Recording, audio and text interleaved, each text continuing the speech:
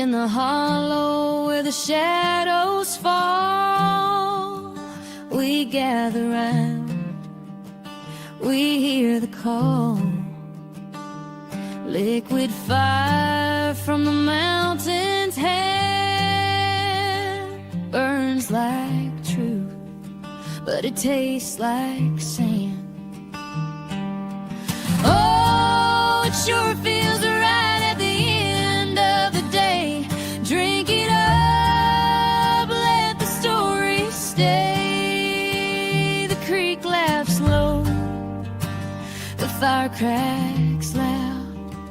We lose ourselves in a moonlit crowd.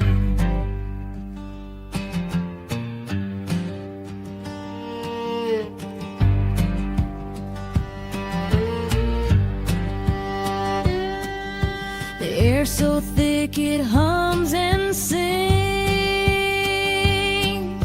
a slow dance wrapped in unseen strings,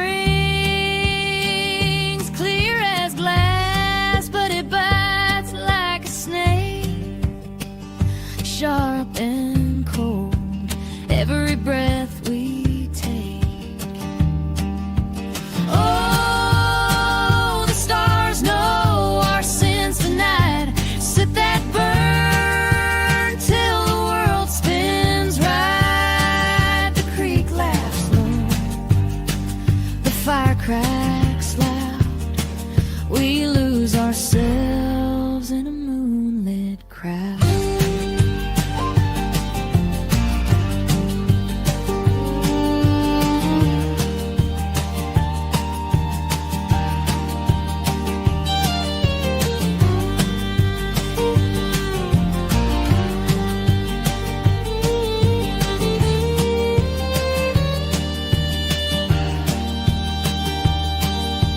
Mountain whispers secrets deep, the kind you tell. Every breath you take. Hello. I just thought it'd be some torture of me singing. I do love that song. I sing along every time. Hello, and welcome. We have another exciting stream for you with Miss Brandy and Miss Tyre, who's Hello. hello, lovely. And today we're focusing on CPS because it forms part of the whole circle in the corruption of Letcher County and surroundings. So it plays a big part in it, and it's used as a weaponized tool, basically, to control. And so we're going to break that down and share it. It's a nationwide problem. It is. Family court, it's not just CPS, it's family court in general. It comes back down to the Title IV fund and how they're getting paid to interfere in our families and take our children away. Yep. So Ryan Matta did a wonderful documentary, and it's very comprehensive. It has a lot of details and covers a lot of different aspects of it from different perspectives, professionals and parents alike. And I thought that would be a good starting point to kind of give everybody an opportunity to educate themselves on what's happening. Because where we left off was with Jen and Sabrina and the other defendant, with the attitude in their investigations of the FBI agent, the investigator, when he's questioning them, basically treating them or speaking to them differently than he did to Ben Fields. And he played down the charge or the behavior or activity or abuse to the women and treated it like it was a relationship, and basically insinuated that, well, did you participate? Like there could possibly be some sort of consent there. Did like, you say regardless no? Did you shut him off? It doesn't matter if they didn't verbally say no, because the actual abuse of the power is that he is in that position of power, and there shouldn't even be consent. It's like, don't matter. It's what's correct. It happened. That shouldn't happen. So that's why that's where we've led in from to here. So we're going to share this documentary. It's called Never in America. So thank you, Ryan Matter. Shout out to him. And For sure. if you go, he's a wealth of information. If y'all ain't following him, he's on X and Rumble. I think he does have a YouTube channel too, but a lot of people have been going through some censorship issues with YouTube when it comes to this trafficking, child trafficking, CPS stuff. So if you want to catch the unedited raw material, I'll check out I'll grab X his link and Rumble. in the chat. They're not censored over there. I'll grab it and put it in the So chat. I'm ready whenever you are.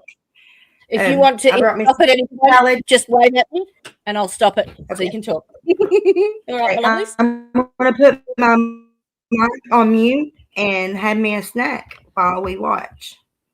Yep, cool ad. Look at that transition. Magic. All righty, let's do it.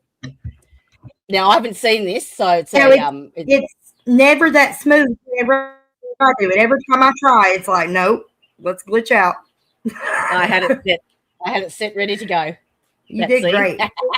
Okay. All right. Hell yeah. Let me know that you can hear it. And what else was I going to say? Okay, I'm going to put my screen up on full screen too when we check the sound.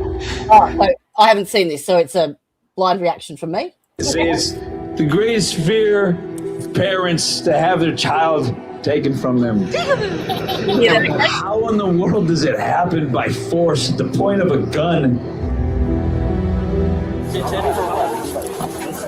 We're not going to screw with you. Get out of the car. Hey, you can't use me. Give me the baby, okay? I can't. This one really made my stomach sink. I can't even believe this story. Cyrus, the 10-month-old baby who's been kidnapped, stripped from his loving parents by CPS. No, go in the car. Cyrus. In the car. It's all right. It's okay. Cyrus. It's okay. It's all right. Cyrus. Brandy, get you some tissue. Anybody to have to endure this. The Baby Cyrus case was the second most viral case in American history regarding CPS. The media is not really covering this because this is, in fact, medical kidnapping. They claim that Baby Cyrus was underweight. The kid has lost weight. Take the baby away. Get the baby out with CPS to the foster parents. They were willing to release baby Cyrus to a foster family. I won't let him go. It offers financial incentives to the states that increase adoption numbers. There's billions of dollars to be had just from the federal government if you take the kids out. They are profiting off of it. There's nothing more evil, there's nothing more wicked than what I call child profiting systems. Once a child is legally kidnapped, the child is far more likely to suffer abuse. The most dangerous place to be for a child is in the government custody. He literally has missed out on his childhood because of this. In 10 months, I've never seen my grandson like this ever. They just didn't even properly care for him. It just looked like he was half dead. That's the care that these animals are saying. Protesters taking sides in a child welfare case. We need more people out here. We need more people to stand for this. I was extremely naive, and I thought there's no way that my son would be taken from me. These are this just happens they in my followed every instruction they were told, and they're sorry. Y'all remember seeing it on the news? The medical kidnapping and stuff on the news. I remember seeing it. You know, to be honest, I avoid the news. So do I. I really do. I honestly do, because it's just got to the point. It's just so upsetting. It's like, I get so wound up about everything, you know. So I have to limit my my doom and gloom for you know. Absolutely. Mm-hmm. I'm with you. being treated like criminals. These parents, trapped in the system, become like refugees. They do not know what to do, and the loss of their children is devastating. No man lives in freedom if you live under the constant threat of your child being taken away from you by force. I'll do anything for Cyrus, for my son. I'll do anything for him. I've seen this so many times. I can't be that next person. I can't.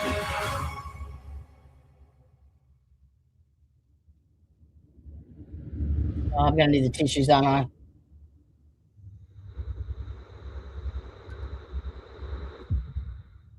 Felix. These are our kids. These are our neighbors. Not somebody else's kids. They're all our kids. Please, right now. Please let me go home right now. I need to be home with my family. There's no such thing as someone else's child. Please let me go home. Judge Johnson and Governor Patrick, please. The state needs to be the ultimate guarantor of a child's well-being. There's just no alternative to that. And just please do it. Please do it. You can do it. The reason parent-child relationships exist is because the state confers legal parenthood on people through its paternity and maternity laws. It's the state that is empowering parents to do anything with children, to take them home, to have custody, and to make any kind of decisions about that.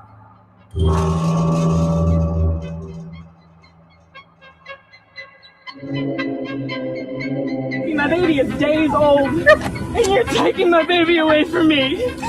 You're taking my baby away from me. You have no heart. This is so wrong. You cannot stay in my house, break in my house, and just take out my kid out of my arms. Come on, hey, this, my kids deserves it. Please, ask this man to give me my child. Please ask this man to give me my child. Calm down. I am a nursing mother.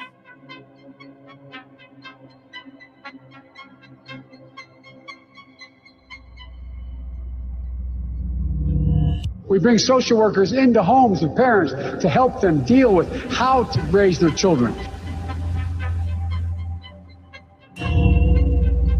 All I really want to be with is with my family and my friends, and that's all I want is just to be with my family and friends back home where I want to do it right now.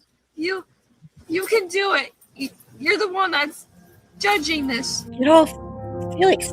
This is one of the most screwed up parts of the United States. Parents have no rights. Parents have no right. America, what if I told you that the federal government crafted a vile incentive scheme, letting states rake in profits by ripping children from their loving parents' arms, bankrupting those families, and wielding lawfare to silence their desperate cries for justice? Would you believe me, or would you call me a conspiracy theorist? Child Protection Services is legally kidnapping their children. It's not a service organization at all. It is a quasi-law enforcement prosecutorial agency, and all the funding goes to removing children. The Adoption and Safe Families Act and other budgetary incentives and bureaucratic quirks effectively place a bounty on the heads of children suitable for adoption. It's a for-profit scheme. The more kids, the more money. Their agencies get additional money. The family court gets additional money. I was ordered by the judge not to speak to the media. When you have secrecy and unchecked power, you have a recipe for corruption and abuse. They are incentivized to essentially traffic these children. America, what if I told you that Child Protective Services is operating the world's largest government-backed, taxpayer-funded child trafficking network, and the very system designed to safeguard our children are the ones robbing them of their futures? I was depressed most of my life. I was sad because of Maya. what Child Protective Services has done to my life. You traumatized me. Maya. That's what I was telling you about. It's immoral. CPS is the only state agency with the power to walk into any family. Do you remember me saying, did you see that case called Take Care of Maya? That was her. Yeah, and I was curious about it. I didn't know what it was. Yep, that was her. That was part of her court case. Oh, yeah. Okay. I'll look into it later. I have a daughter named that. She was medically, well, she was kidnapped pretty much and medically kidnapped and kept there, taken off her parents. Yeah. Is home at any time and remove children. We're CPS. We don't need a warrant. This is something that happens far too frequently. CPS oversteps its... That is that's the social worker there that was taking care of her, and she pretty much told Maya that she was her new mother. And the other Sally, the other bitch there, was the CPS worker who took them off. She didn't introduce herself when she came in to assess her. Didn't tell the parents who she was. Just came in for half hour, and that was it. Bang, no rights. Bounds in the best interest of the children. That's a catchphrase that's used by CPS to justify any action that they take. There's so many incentives that are financial, but there's a lot of other illicit stuff that happens. Pay attention to the price tags. Brandy, you pay attention to the price tags too. Like, it's not just to CPS. CPS is not the only place that's getting paid for our kids. Y'all got to realize that whenever they're showing these prices, $50,000 to a clinic. Why would they need to pay a doctor $50,000? Why would Title IV need to pay a doctor $50,000? We've got a whole conversation that we can have about the years I was a foster parent. Yeah. That I haven't even talked about. Yeah, that's what this is going to be a whole big segue. The state would have these things called I don't know. They'd have some quirky little name to it, but basically they'd have the most hardest to adopt family groups of kids, right?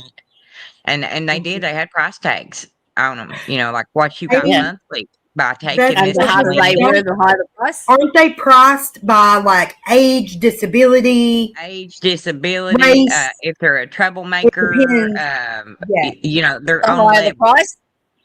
And for I was married to a nurse. Fragile one, you know, the ones that was that's why I'm got my off, because I know I'm going to be balling through it, because you know, I told you how I felt.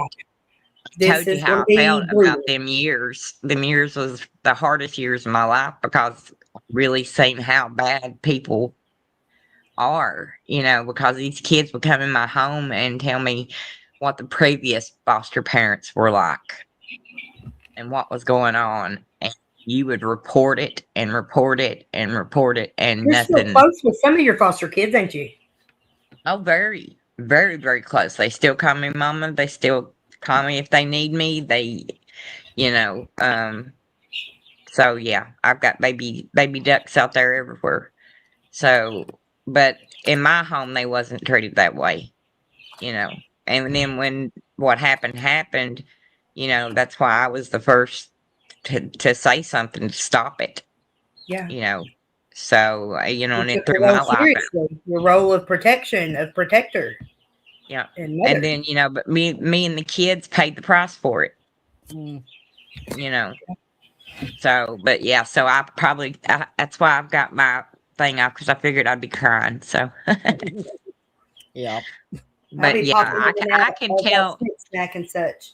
That's the thing about this, is that, you know, my life has been so crazy, I guess, and I've been put where I've been put at the moments I'm supposed to be, I guess. And so, you know, I can tell you pretty much every side of every coin. You know, at one time or another, I've kind of done it, been around it, you know. So that's why I think we're both uniquely qualified for this kind of thing. Unfortunately, we have so much degrees. We've been through so much shit with all these different systems, with all these different types of people. Well, the universe has gave us a doctorate. The universe has gave us a doctorate degree in ass kicking lessons. So, you know, but yeah. As far as one to hang on the wall, no, we don't, you know. Right. They made sure we didn't get those. So.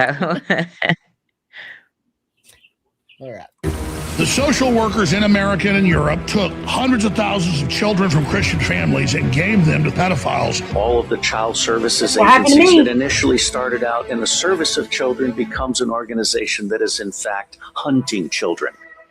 2013, 2014. Our children are the targets, and millions of people in government, education, our healthcare systems, our child protective systems are complicit in the agenda. Pedophilia is how the deep state recruits and controls people. From the powerful elites down to otherwise ordinary men, children are easily being bought and abused around the world. 500,000 kids per year are removed by this child trafficking organization from their parents. Many disappear and never are ever heard from again. Once the public realizes that the government is not protecting their children, then everything else about the government is called into question.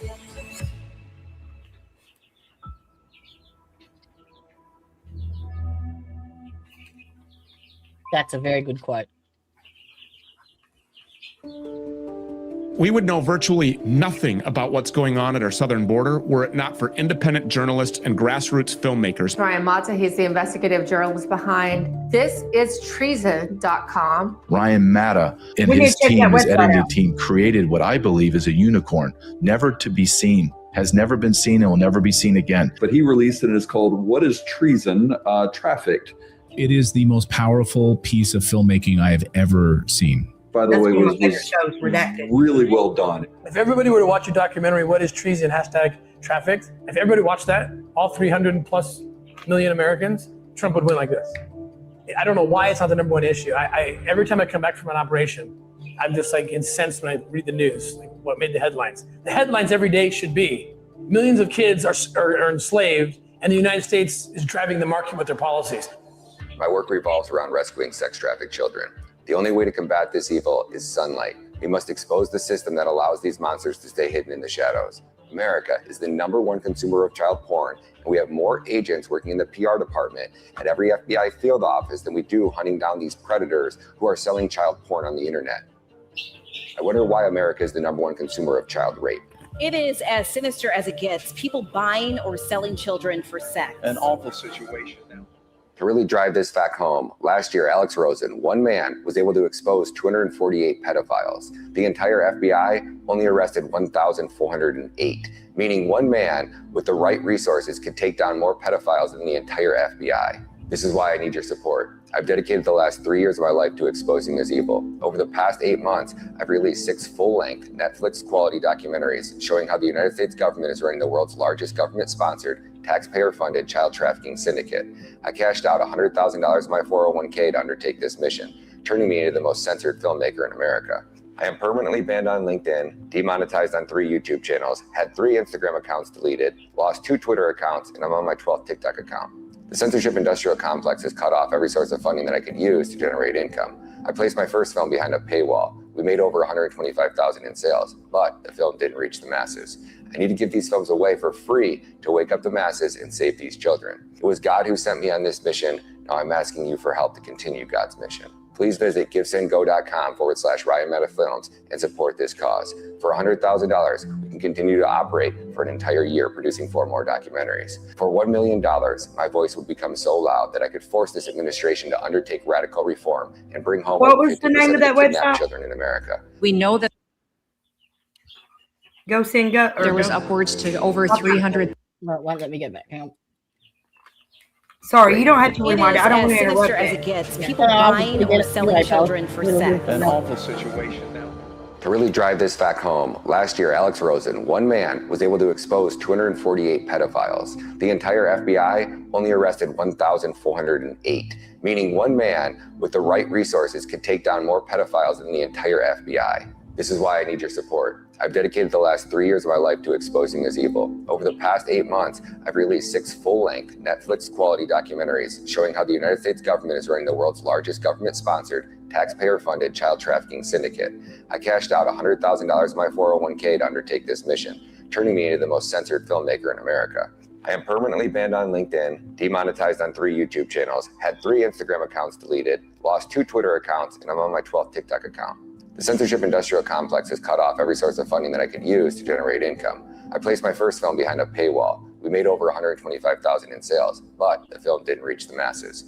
I need to give these films away for free to wake up the masses and save these children. It was God who sent me on this mission. Now I'm asking you for help to continue God's mission. Please visit givesendgo.com/Ryan Meta Films. Let's link that, Jody. Let's put that in the comments. I'll do it. I can do that. I'm trying to take notes and stuff too for these other films and like the Operation Amber Alert, Save the Children. I want to look into this stuff later on. Yep. I keep telling like everybody, this is all connected, and like I know it's hard to see. This is something I run into often with ADHD. Is somebody will be talking about goats, and then all of a sudden I'm talking about ice cream trucks on Thornton, and they're like, "What the fuck? Like, did you just have a total glitch? Like, how did you end up there?" And it's the connections, like I'm good at pattern recognition and making connections that other people don't always see. So like his work covers a lot of the same things that me and Brandy have been studying for years. Mm-hmm. And how we keep saying it's all connected. It's all connected. It all comes back to the same fucking like one big group of evil. It's demonic in nature. Like this is just going to lead right into that. So, hello, Mr. Udahef. Welcome. Thank you for joining us. And we got somebody here. We've got Sister Kathleen. I can't Welcome. see. Welcome. Thank you for joining us. Oh, I had my screen on big. I couldn't see the comments or anything. Okay. Let me get over here so I can see what's going on. We'll just do this. Hello, everybody that I've not said hello to yet. Sorry, I've been in the zone. Hello and good morning or good afternoon or whatever time it is. All the people claiming Trump was going to solve human trafficking, Trump reassigned virtually all of the FBI staff who were working on child trafficking cases. Because there's more to it than what most people realize. We've only skimmed the surface. Yeah. And so that's what we were talking about earlier is my daughter messaged me and she was like, Mom, why did the FBI just say that the pedophilia is not the biggest problem? I said, baby, because it's not. That's not the greatest evil in our world. And that's pretty There's a lot more to this where Trump is fighting literal demons. He is executing literal demons. The things that these people were doing, they're not human. So you've got all these people that are like in the Epstein files and stuff, right? It's not that they're going to get in trouble. It's that they've got to be arrested. They have to do it in a way. They can't just release the files and then have all these fucking criminals running around doing what they want.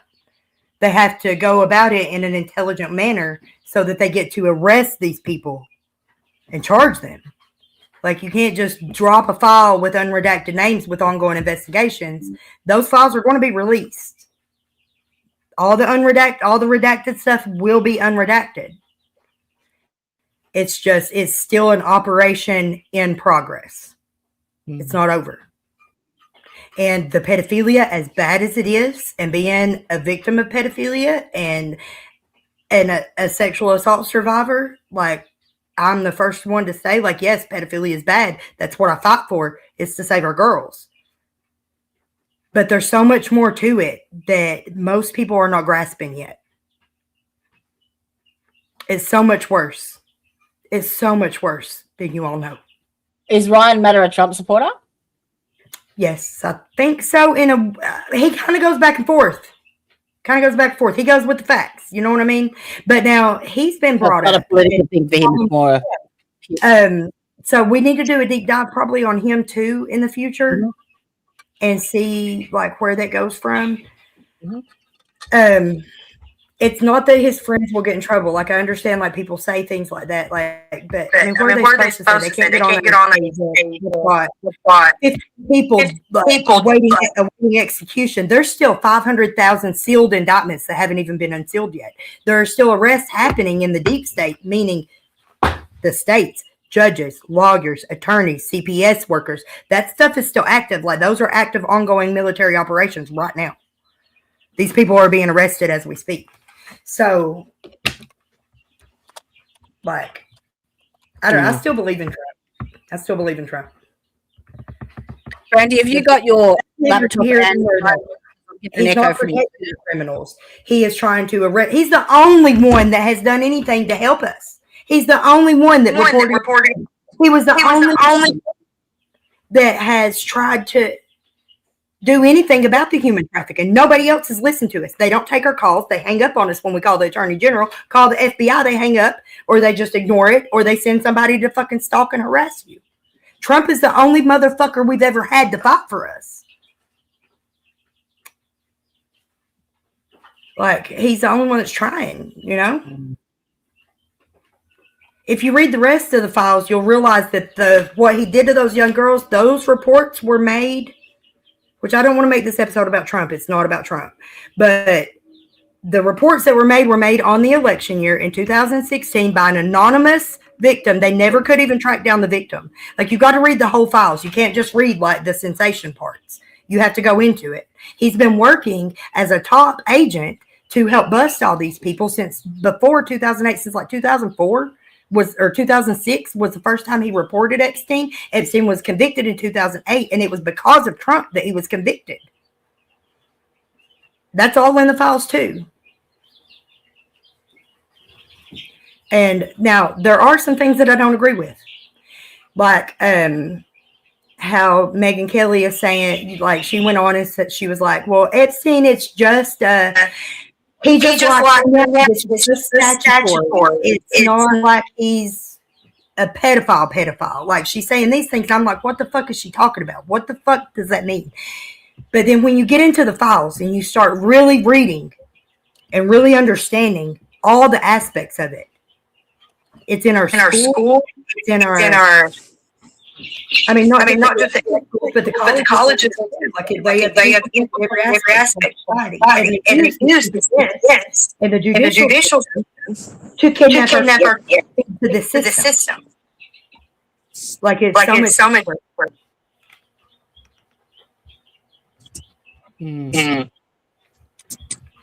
All right.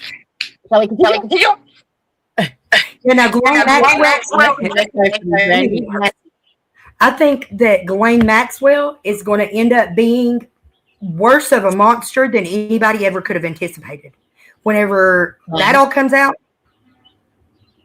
like, you want to talk evil. That bitch is fucking evil.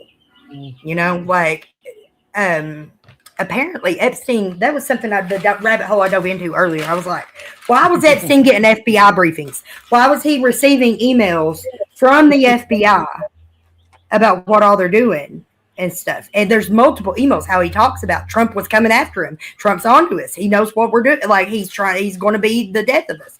Hillary Clinton herself.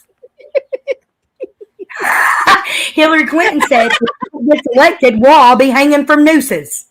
That's why, because this is bigger than just the pedophilia. As bad and horrible as sexual assault and pedophilia is, that's the least of our fucking problems, y'all. Mm-hmm. Our government has been doing horrible, horrible things to us. Hi, Ron. Or Rita. I thought that said Ron. I seen the R pop up. I hadn't seen Ron in here in a while. Hi, Rita. I'm going to Hi. What was that? Ready? The laptop and the phone. You just need to mute one of them. I cannot figure this out. Okay. That's better. No. You don't have to mute yourself. Just one of these. Okay.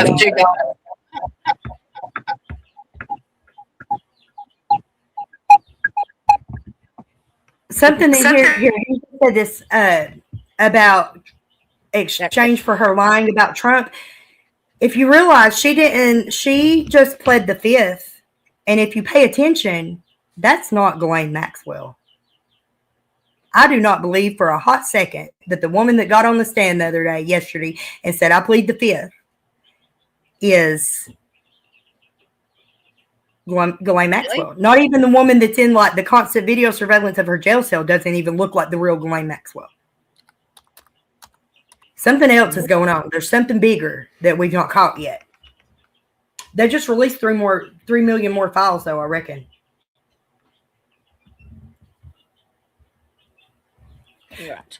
Yeah, he's got a point here, right here. He said, the problem is that if you're rich and powerful, they let you do it. The DOJ doesn't stop you. That's exactly it. Like it's become so normalized. Yep. And whenever you really get into those files, what they were really been doing to these people and how they get them, my mind is blown. Like I can't stop reading. Like I've got a headache from reading so much.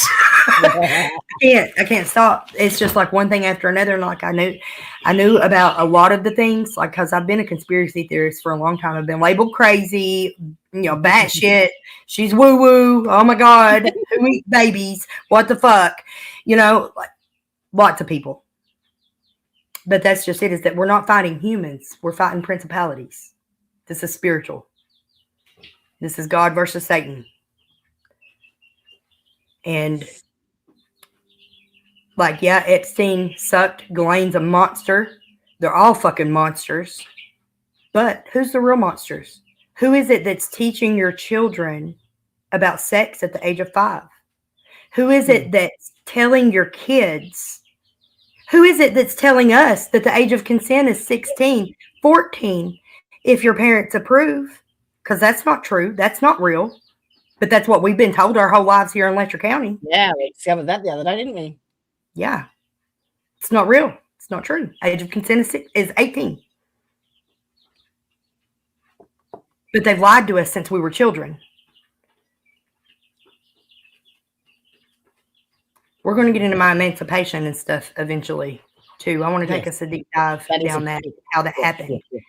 Yeah. How I ended up being considered an adult at the age of 15. Mm-hmm. That's all part of the grooming from part of it. Part of the grooming. Most of our grandparents were married by the age of 12. Yeah, my mom married 22-year-old 13. She was pregnant or had her first baby by 14. And we were told this was normal. This is how it's supposed to be. And we're not talking about 1920. About 2000, 2001, 2002, 2003. They were telling us. Approach me and say, it's a different time. It was a different time. Yeah. You're him. I'm grateful for him forgiving louder, but that doesn't. Can you not hear that? It's probably still something.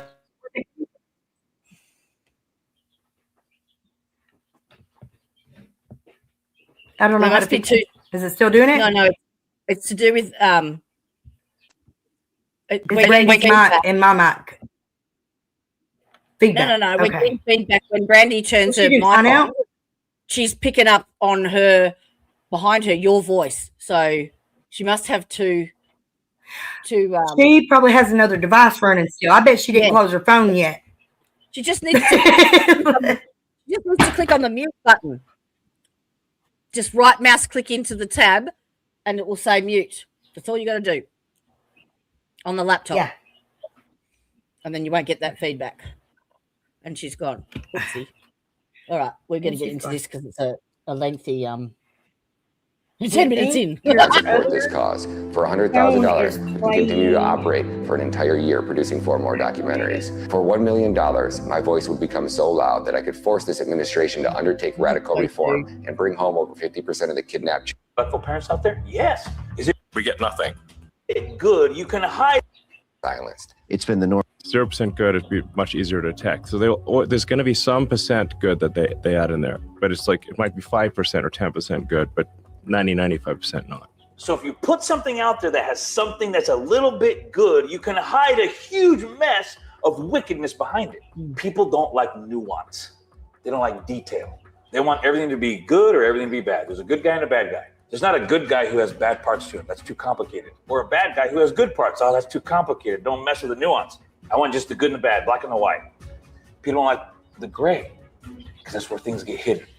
I mean, there's corruption. They've saved millions of lives. Show me anywhere where USAID has had a positive effect on international aid. It just doesn't. Because it's just going to corrupt foreign leaders.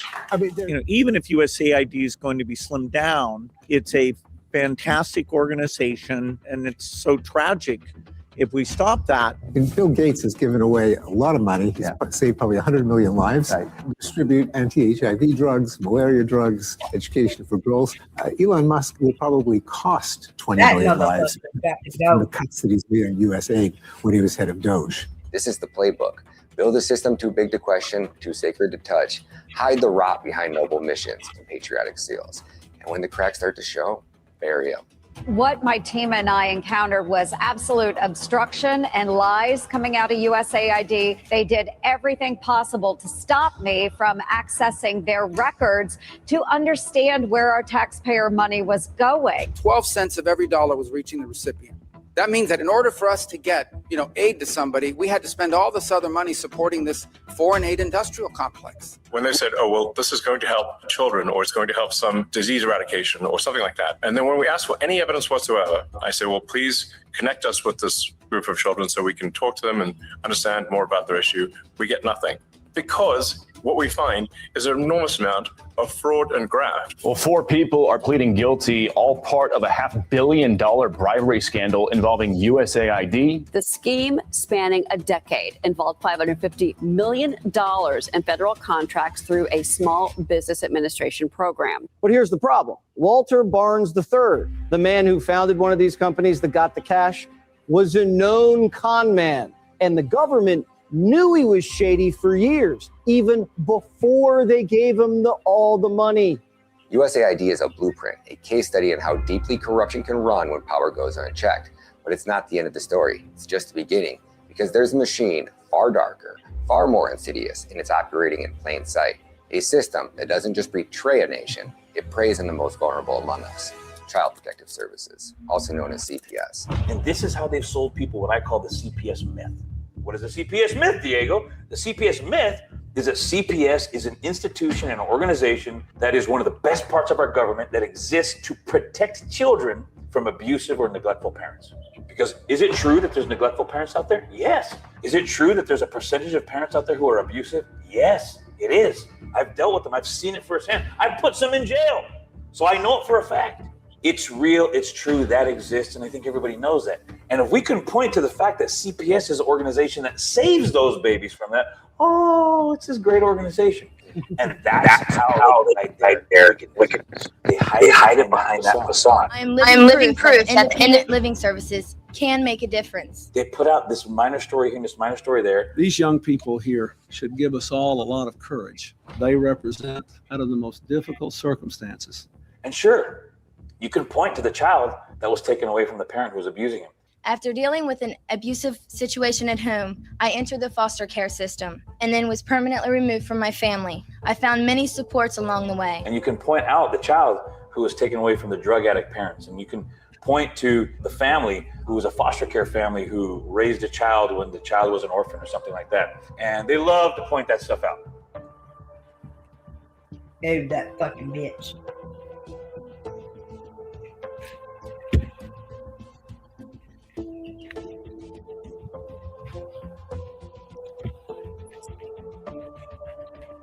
They are a shining example of how we grow.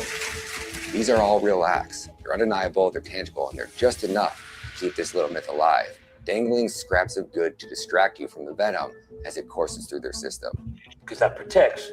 For every, one child that they saved, there's 80 or 90 children who were kidnapped and abused and molested and hurt and harmed that were part of literally a government subsidized child trafficking organization. You better let them go. Please let me go, man. They abuse them in the foster care. They abuse. We're taking kids from places that aren't that bad, putting them in places that aren't that good, and completely leaving out of the equation the bond between the parents and children. And it's all driven by money. These work so well, we actually ran out of money to reward the states. All the taking of the children that is going on right now. They can take your kids away right now if they want to and get away with it. People who aren't accountable to anybody probably are going to make some mistakes. This agency has completely run amok, harassing families who are completely innocent. It destroys lives. It bankrupts people every day. It tears children from their homes and just so happens to be a $50 billion a year industry. Is Child Protective Services just an official government kidnapping ring? Basically, yes. Now, if you expose this stuff, they'll try to kill you. Over the past decade, every celebrity, politician, or independent journalist who tried to expose this satanic child trafficking enterprise has turned up dead. Senator Nancy Schaefer from the state of Georgia, our neighbor to the north, she uncovered the same thing you've uncovered, the same thing we uncovered. I wrote a scathing report entitled The Corrupt Business of Child Protective Services. The report cost me my Senate seat. Senator Nancy Schaefer of Georgia's 50th District was set to release her documentary called The Corrupt Business of Child Protective Services in 2008. they had just financed the movie documentary about all these children being wrongfully scammed by CPS. This Georgia state senator was planning to present her discoveries to the International Criminal Court when she and her husband were found shot dead in their home. The bodies of former state senator Nancy Schaefer and her husband Bruce were found today at their Habersham County home. Investigators say both had been shot. Preliminarily, it looks to be a murder-suicide. Based on evidence that doesn't add up that way, that Bruce Schaefer shot his own wife in the back, one shot, then turned the gun on himself like this, which is kind of awkward to do, with an unlicensed gun that wasn't registered to anybody when he had a registered gun in his house available to him. That apparently is what the Georgia Bureau of Investigation wants us to believe. The GBI labeled the incident a murder-suicide. Case closed. If she was a U.S. senator, what do you think they are planning to do to me?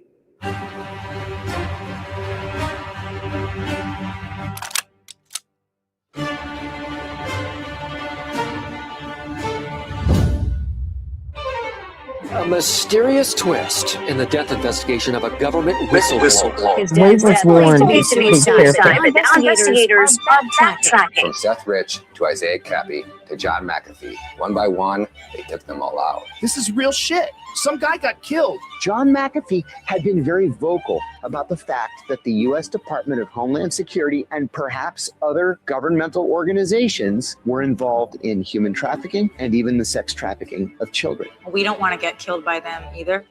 Go kill some Americans. How is it so many people close to them died? What difference at this point does it make? You like to text underage girls, sending pictures of your dangling? That's your reputation. The Anthony Weiner laptop. Weiner's laptop had kill switches in it. 9 police officers that on record saw it Literally had to go throw up. They had to keep leaving the room because they couldn't stand what they were seeing. It's bad.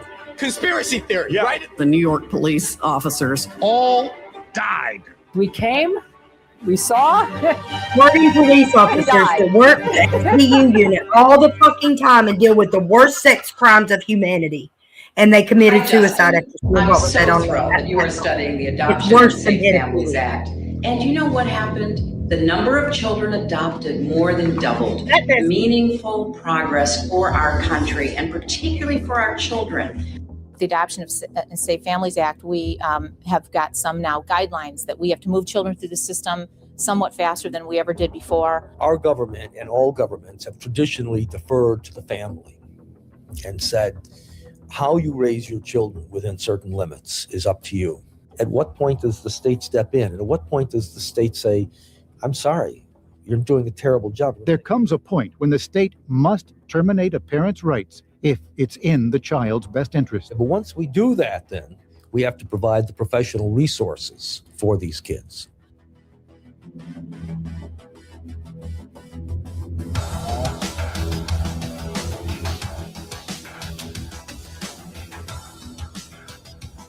Child Protective Services isn't just broken. It's a government-subsidized trafficking empire, raking in billions while shredding families into pieces, fueled by federal funds like the Adoption and Safe Families Act. I've seen this guy before somewhere.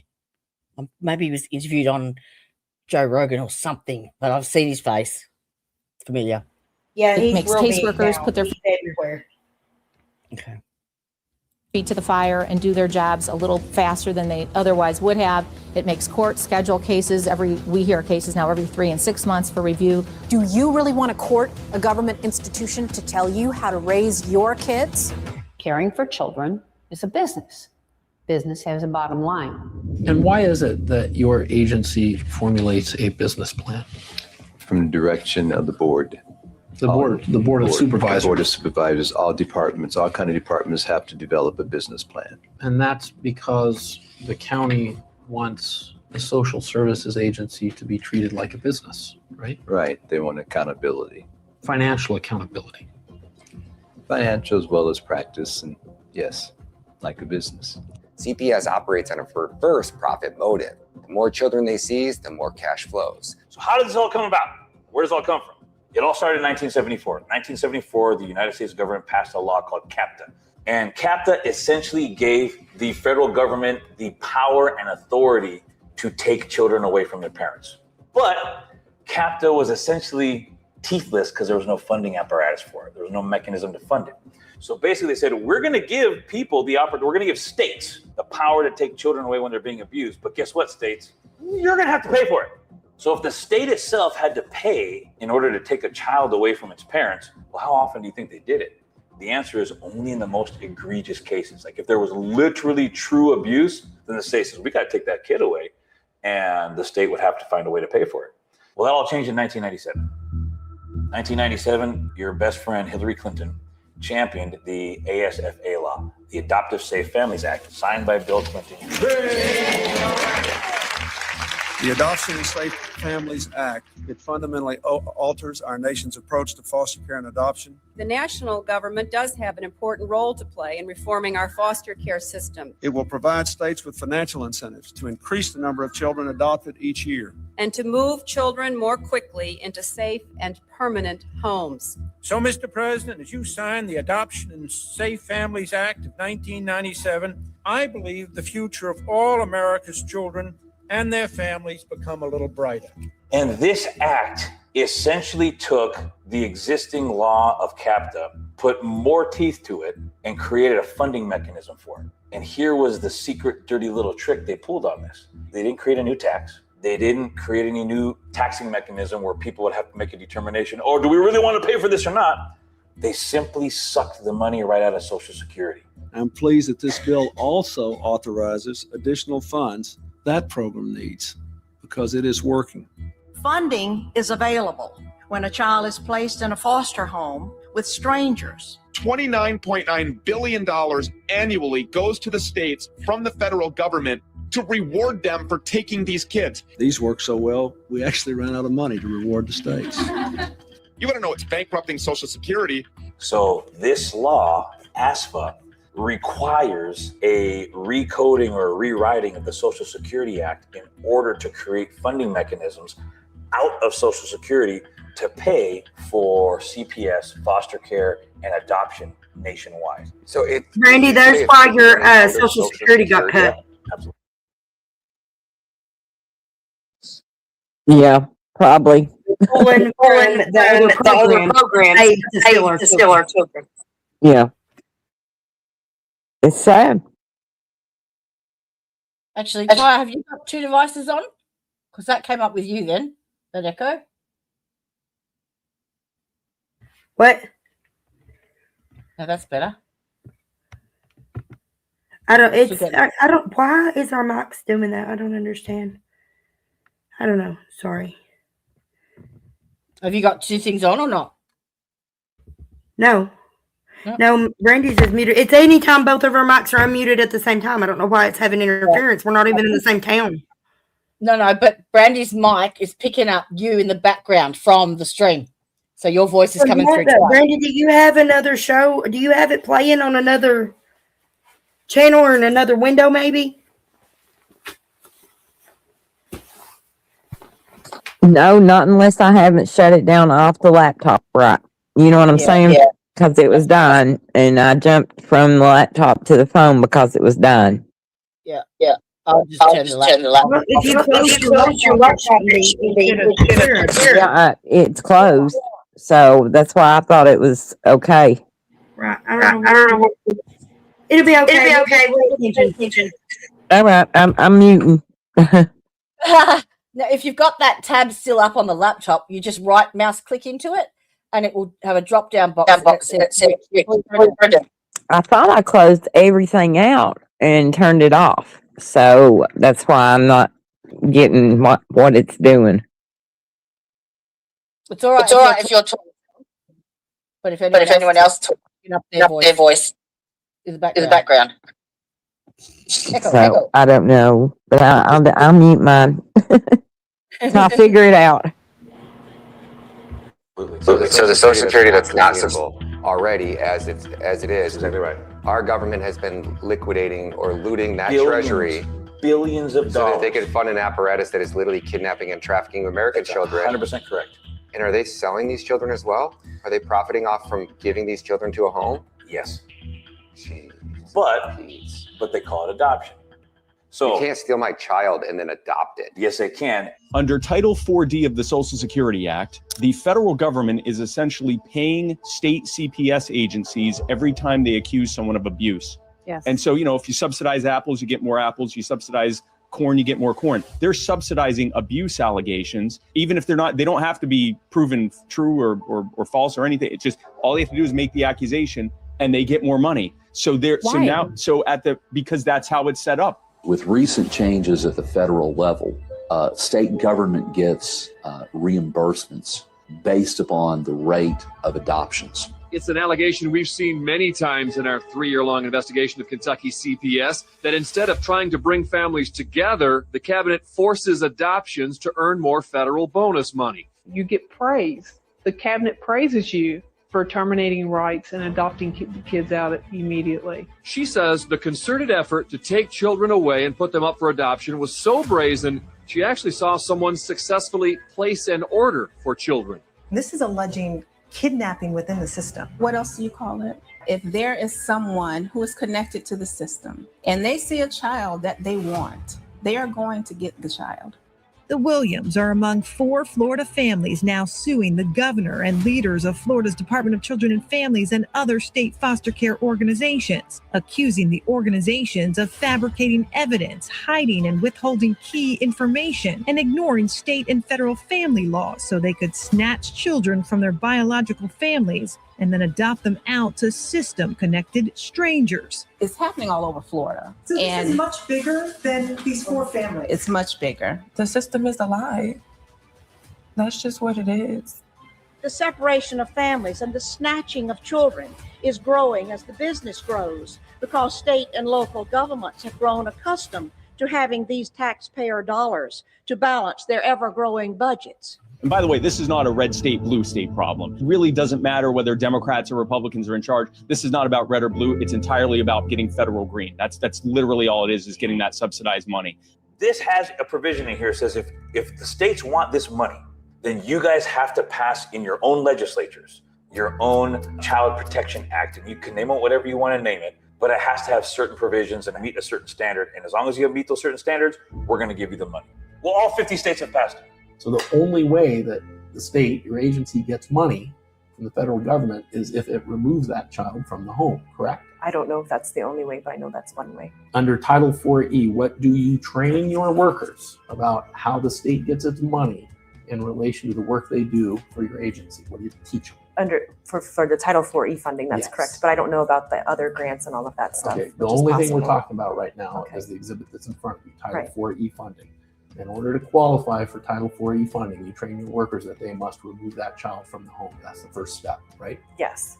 Then the second step you train your workers is that they must obtain from the court an order that says continuation in the home is contrary to the best interest of the child, correct? Correct. And you teach them this. If they don't follow those 2 steps, your agency does not get the money under Title 4E, correct? Correct. And that the failure to follow those 2 steps could cost the state millions of dollars, correct? Yes.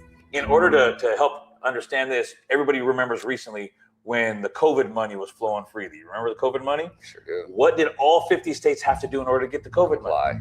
They had to comply, and they all had to pass their own COVID statutes. Yeah, that's right. And this is the way the federal government controls the states, because we still are a constitutional republic, and the 50 states all are sovereign individual governments. The federal government just can't come and ramrod one of the 50 states. But if the 50 states say, well, we want money the federal government's going to give us, so we're going to comply with whatever they say, and we can't just comply by saying, we'll obey you. We have to create our own laws within our own legislature. And we did that with COVID, and we did it in 1997. All 50 states have their own Child Protection Act.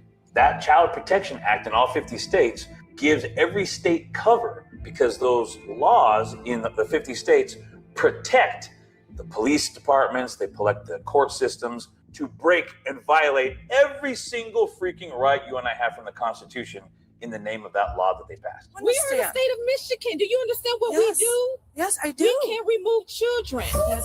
Case workers and social workers are often guilty of fraud.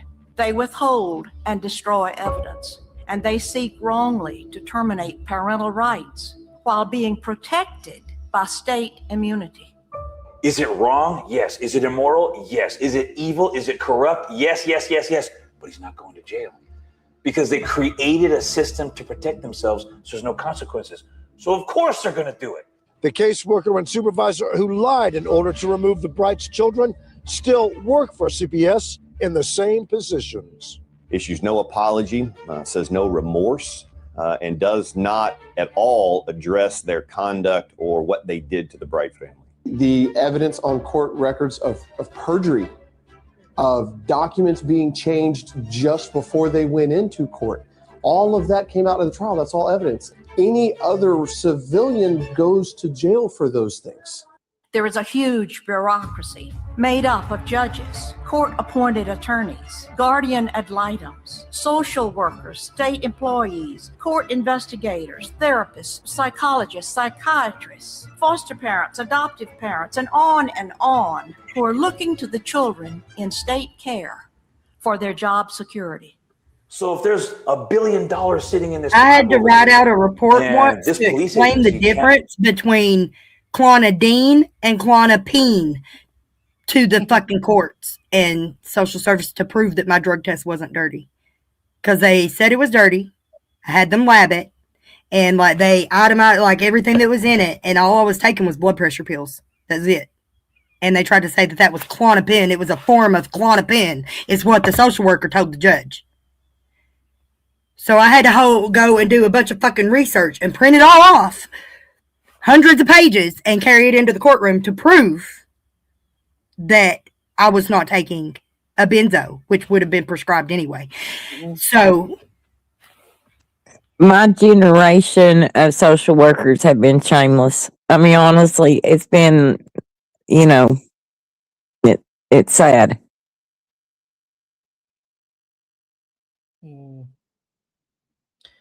It's just fucking tragic all round. Yeah. Fucking. Before anybody gets excited, I'm smoking lavender for pain. Sue me. Pay its bills unless it sucks enough money out of that pot, but it can't suck enough money out of that pot unless it takes enough children that year so they can say, in order for us to do our duty that we did all year, we had to support families and family unity and family, and they're having it under all these pretty names. Of course, save the children.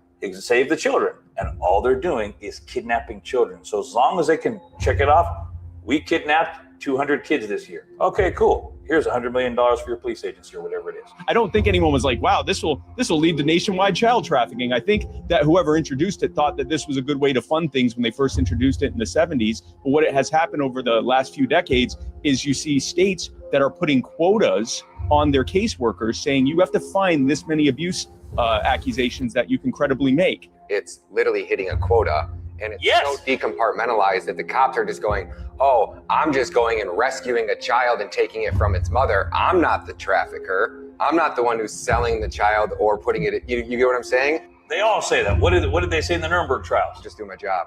Just obeying orders. Just doing my job. The cops always use that same excuse. You're not a good faith actor. You're here to cause damage with police. Under color of law, you're here to cause trouble for me. Here's the deal. If we get involved, what's going to happen is we're going to call a SWAT team out, okay? And they're going to come and get the kids. Look, this is harassment by the government. This is a police state. Come and take my children away. You come to take my kids, my daughters away from me. You're an evil human being, taking a 1-month-old breastfeeding baby away from its mother. You're working as gangsters for the government right now. With guns and badges to enforce the will that is a legal will. Without any evidence, without any proof. Take Sadie from me. So they showed up to the hospital to take the twins from me too when we were there in the emergency room with them trying to get them medical care. So what happened? Sorry, I missed that. I said the cops, the social worker, and everybody, they all show up in force like that to intimidate you. That's what happened to me when they took Sadie from the hospital when I gave birth. After being court ordered to take Suboxone, they said they were taking her because she had Suboxone in her system. And they brought the cops. They also, it was the same social worker for all 4 of my kids too. Let's not get it fucked up. Her name's Tiffany Collins. My sister's name is Tiffany Collins. It's not the same person. Really? It's not the same person. That's why I'm questioning child support payment. My sister's not getting a child support payment. And I'm wondering, is it possibly going to that social worker who has the same name? Might get Tanya onto that. I mean, we should be able to track that, shouldn't we? Should we? Yeah. There should be some way to look at that. And the twins. Whenever we have the twins, when they come, they make us scared of healthcare. We are terrified of taking. I mean, there was a period of time that when my kids were teenage years, but Sarah was a little younger, that it was terrifying having them get sick or something happen, because especially if they got hurt. Oh my gosh, because you knew they would somebody would call. As soon as you got to the hospital, somebody was going to call. We had been in the emergency room all night long with both babies, with my boyfriend. He was there the whole time. They couldn't help us, so they told us to see the pediatrician the next morning. So he took one of the twins and went to the car to wait. I was in the office with the other twin, had my feet in her car seat, my bare feet. I kicked my flip-flops off, put them in, and I was rocking her with my feet and like sitting there, like probably had my eyes closed. I might have dozed off a little bit. But I mean, my feet are in her car seat. My baby's not crying. She's safe. We're in a doctor's office in a hospital. And they called social services on me and told them that I had to have been fucked up and that I needed my children removed right then. And they took them from that hospital right then, gave them to the man that raped me every day. Brought the cops.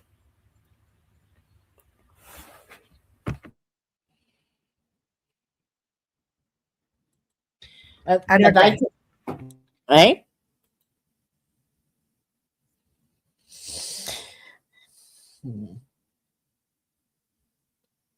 The only thing I ever failed a drug test for was marijuana and Suboxone, too, by the way, which I had a prescription for the Suboxone.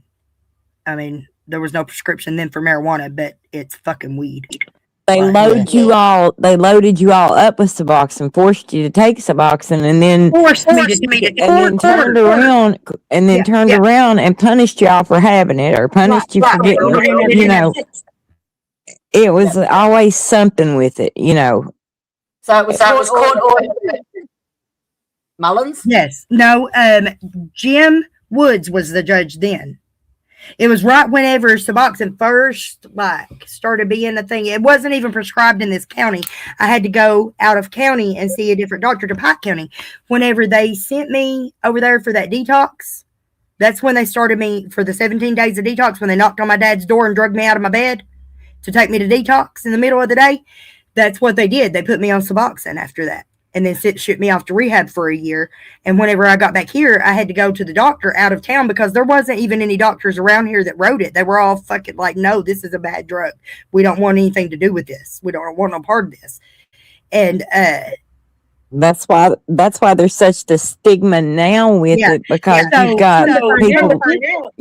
Whenever they took Sadie, the grounds was because they said because my doctor wasn't a valid doctor or whatever. I had been seeing that doctor the entire time I was pregnant.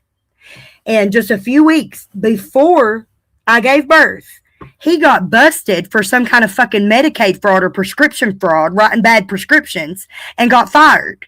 So I got my child taken because my doctor was doing wrong. They said I no longer had a valid prescription, even though my script had been valid the entire fucking pregnancy. And it was court ordered. I was not allowed to not go to the doctor. They would have put me in jail. And it's a medication that you have to be tapered off. You can't just be yanked off of it. I mean, especially during pregnancy. And come to find out, you cannot be yanked. For a pregnant woman to take Suboxone, you have to take Subutex that doesn't have the naloxone. So they gave me the wrong one. The wrong one for her whole fucking pregnancy. Ida Heft, do you think that she would be interested in telling her story? I hope one day. I know Leah's going to one day. No, Ida Heft's got a friend who's practicing family law, and she's currently litigating a case that to get the guardian ad litem removed off of it. And apparently, this guardian ad litem has been working for decades, and no one's ever called her out on her abuse. And I was just wondering if she would be interested in coming up and telling her story. Oh, okay. That would be awesome. Okay. I mean, we can keep her totally We've got anonymous. some guests coming up too, like that's associated with this thing, with this kind of thing too. That's why we thought it'd probably be best to start with the movie and let get a comprehensive understanding of where we're at and what we've been going through. Yeah, for decades. Is Leslie coming? Is she? Yeah, I don't know if she's going to make it right now or like I don't know what time. She might not be able to come on until later, but I will let you know. Yeah, yes. I haven't checked my phone in a while. So I'll let you know when I check. Right. Oh, why are you doing this? They're financially incentivized to do it. That's just at the police agency. Take a look at doctors and hospitals. And what do you think the doctors do? Once the doctors get them, well, anybody who knows anything about doctors and popular allopathic medicine today, you know, they don't care about you or your health. There's one question they ask: what does your insurance cover? Right? And whatever your insurance covers, wow, isn't it a miracle? That's everything we're going to do. So then none of that shocks people. That's but here's the point. That's private insurance. Private insurance all has a limit to what they'll cover. Guess who basically has no limit to what they'll cover in the name of saving the kids? Medicare and Medicaid. Every single child in the hands of a hospital or a doctor who is there by way of CPS has an unlimited carte blanche checkbook with Medicare and Medicaid. Back to her. Anything they do is covered by Medicare and Medicaid. And do they have the legal authorization? If your kid is unvaxxed and then they now have custody of your kid, he's getting every booster vaxxed, all of it, all medical treatment, all paid for on our tax time? The answer is they are able to do anything they want to do if the doctor deems it necessary. If they believe it's in the best interest of the That's child. exactly right. Which any quack doctor At who any went to point. any of these schools. And that's important because in Letcher County, that 20 years that they've been, and more that they have been doing this, they have refined it so well that they've included CPS, the entire court system, the law enforcement, and the doctors. Okay? They're all intertwined. And it's not just here in Letcher County like that. The problem is much bigger than just Letcher County. It's nationwide, for real. Like, Ryan Matta's covered it because it is such a nationwide problem. It's a systematic failure. Yeah. I mean, this is textbook for system failure. Oh, it's total like it's domination. It's slavery. It is slavery. It's like it is slavery. The entire judicial system, the prosecutorial, the setup, how you're supposed to be innocent until proven guilty, you're not. You're still going to rot in jail for years before you ever see a court date. It's slavery. Every time they arrest you, they create a debt that has to be paid. Yep. But guess what? You're not the only person they're drawing money from. Nope. The federal government pays them for every time they charge you with something. Every time. It's not just the CPS. Nope. And then they charge you. Every traffic ticket you get. Every driving with no license. You know it's in the Constitution specifically that we don't have to pay a fee or a license to exist for anything. Bet y'all didn't know that, did you? Because we have all these laws saying we need a fishing license and a driver's license and a car tag and all these other things and pay taxes on our properties and we pay taxes to pay taxes to pay taxes just to exist. And this is what it's funding. The kidnapping and murders and rapes of our own children. You said that there was... And it's nationwide. It is coast to coast. It is the entire system created to do this. It's slavery. You were saying that in your county, they've got heaps and heaps of signs up everywhere to advertising for foster parents and shit. Yes, we saw a bunch of them the other day that they're looking for new foster parents. I looked back into it. I had thought about maybe, but with my life as hectic as it is now, there's no way I can. But a couple months back, I thought, it might be nice. And, they said, that I possibly could. So, that was something that made me feel nice. But yeah, they're needing foster parents horribly. I mean,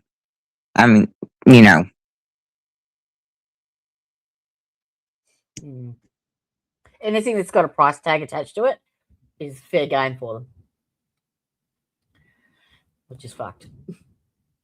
is brainwashed into going, yeah, it's in the best interest because it's also in the best interest of my paycheck. It is in the best interest of the child to be removed and medicated. Oh, one thing, it was a law. Now they did have regulations back in the day, like when we was doing foster care. You know, they had certain. It couldn't be your only income. You know what I mean? Like say. Like you had to have a job. You had to have you had to have a job. But they found a loophole there. Because if your spouse was drawing disability or Social Security or whatever, they would count that as income. So technically, they were sliding by with right.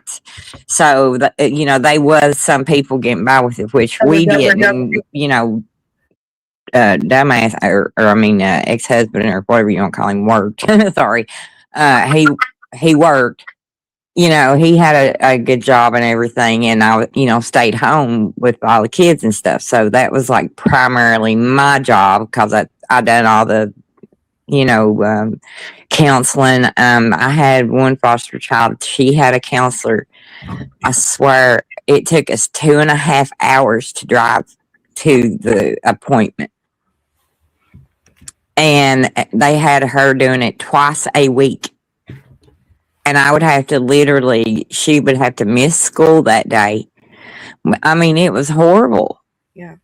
And it didn't make any sense to me. It does now, because you could charge for your mileage. I mean, things like that. And I sometimes I would if it was like something like that where I was doing a lot of driving and needed help with gas and stuff. But that's a good point. It's not just the check they receive for taking care of the kid every month. Right, you can charge mileage, they charge for food, they charge for birthday, but they don't get much. They like at Christmas time they only get. I mean, it's like a very small amount. I don't even think it's $50. If it is, it's not much over it. $60 at the most. Which this has been years back. Well, now they do a reimbursement where it's automatic down to the beginning. And return back and spends it to the child to do whatever. So they've refined it a whole lot since I was, involved with it. So, I mean, and that's just another thing, it was so crazy. Now looking back on it, I hate to say this, but you got to think that when I got my first set of foster kids, I hate calling them foster kids. I hate calling them that. But they were a sibling group of 5. They were from Florida. The oldest one was 17, and I was 27. And I had 3 kids of my own. So that put 8 kids in my home at one time. So, how did you look after 8? It was hard. I had a nervous breakdown just close, very, very close to it. If I hadn't had, my mom and, people to help with certain things, I don't know how I would have done it. So why so many? I felt bad. Because, like I said, they had this gathering for kids, that needed families or whatever. And here was these kids from Florida. They didn't have no family in Kentucky. I mean, so at that thing, I just fell in love with them. And she didn't want to see them separated. I didn't want to see them separated. They was trying to separate them. They had the 2 youngest. A couple was going to take them, but didn't want the other kids. You had all 3 of the other ones. The oldest one was medically fragile. She had seizures. We'd be in Walmart, and she was a very heavy girl, and she would just hit the dirt, and have a seizure on me, and it would get so bad. She had one time. We had a bathroom that had a door that it's called Jack and Jill, where they can come in, from 2 directions. and she had a seizure, and the way she landed was to the point we couldn't get either door open, and we got one door open just enough that we sent Sarah through because she was little at the time. Yep. And she kind of helped us get in. But I mean, I don't know what I was thinking, to be honest, but I mean, I thought I could do it. They got some extra time together at least. Yeah, I mean, it broke my heart when I couldn't. And, I even tried to keep the older ones that no one wanted. We even tried that for a little bit. And it was such a sad situation, and it about killed me. And so my first experience was traumatic as can be, I wasn't old enough to be making big decisions like that. I mean, I feel that now. I mean, but then I thought, How old were you when you had when I had these kids, the first one? Huh? The first foster child. The first 27, 26, 27. And you had all of them. And the foster child was 17. So there was only like a 10-year age gap between us. So, here I'm as a parental figure, and I'm not very much older than you, Yeah. But I tried. I tried so hard. It broke my heart when I realized, I'm just not capable, because I had just found out I was sick. So it was kind of like I had to decide, my health at the time, So, but yeah, it's a big situation, but I'll shut up so we can get through this. I wanted to hang on. Let me mute her mic real quick. I just wanted to point out like what she's saying there about like how nobody wanted the older ones. We were talking about earlier, I think it was before we went live, how there's a price tag.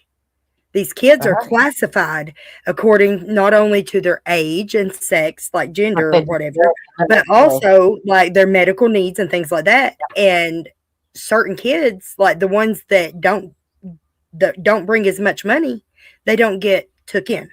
Mm-hmm. Okay, now we on me. Certain criteria you got to meet a certain level of funding, and they always used to push us to try and find, and document anything that would bump them up to the next level. Do you know what I mean? Yeah. Yep. Anything, as I said, anything that's run for profit is up for abuse. The family of Justina Pelletier claims their daughter was held by Boston Children's against her will. They're going after the hospital and the doctors who they say violated their civil rights. When that pediatrician that is part of this pipeline sees this child with an injury that's being caused by a sickness, they don't say, oh no, this child has this illness, we need to get them treatment immediately. They think cha-ching. They have unlimited ability to take money from us. On the other hand, you have limited resources with which to try to fight for Justina. Right. The whole system, the way it's set up, whether it's in Massachusetts or whatever, but you're fighting the state that you're in, and they've got obviously deep pockets, state of Massachusetts, DCF, but you're also fighting the hospital that's behind them. This is happening in states across the country because of a perverse funding incentive where the federal government pays child protective services and everyone down that pipeline, but only if they call it abuse. Even if it turns out not to be abuse, they get money. The only abuse you've been accused of is doing what the Tufts doctors wanted you to do. And as you pointed out to me the other night, what the insurance companies paid for. Why would they pay for these procedures that were totally unnecessary? The doctors. And if that child ends up being put in foster care, they get even more money. And if that child ends up being taken away from their parents permanently and put up for adoption, they get even more money. Please let me go home right now. I need to be home with my family, and just please do it. You can do it. Please. I know you can do it. Please, right now. Please let me go home right now. That is what it looks like when someone looks at a child and doesn't see them as an individual human being. They see them as a funding opportunity. I think just looking at the images that we're seeing behind us, I mean, you look at her under the care of her family, and then you look at her under the care of the government, and it seems to be that the government's treating her as though that she's a piece of property rather than a person. And when the parents get in the way because they want their child back, they see them as a political obstacle. We gotta free Justina! State of Massachusetts, get ready to have your phone lines be ringing off the hook, because now the country is enraged. She was doing better under their care than under the care of the government. We just want the government out of our lives. They say a child in the foster care system, by the time they turn 18, is worth over $1 million to the government. The states pocket thousands per child funneled into the foster care and adoption pipeline, with bonuses for special need cases or quick placement. Caseworkers, overwhelmed or complicit, fabricate claims to hit their quotas, while courts are stacked with insiders. They all rubber stamp those removals. Does the court sometimes just rubber stamp these cases?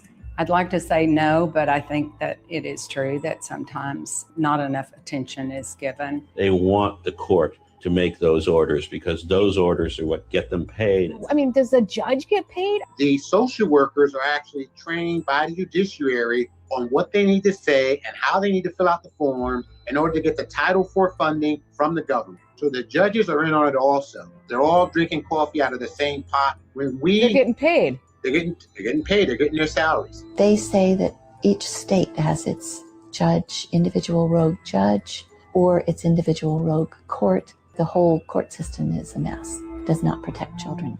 After having worked in this arena for several years, I do not believe that a single child comes out whole after having been in this system.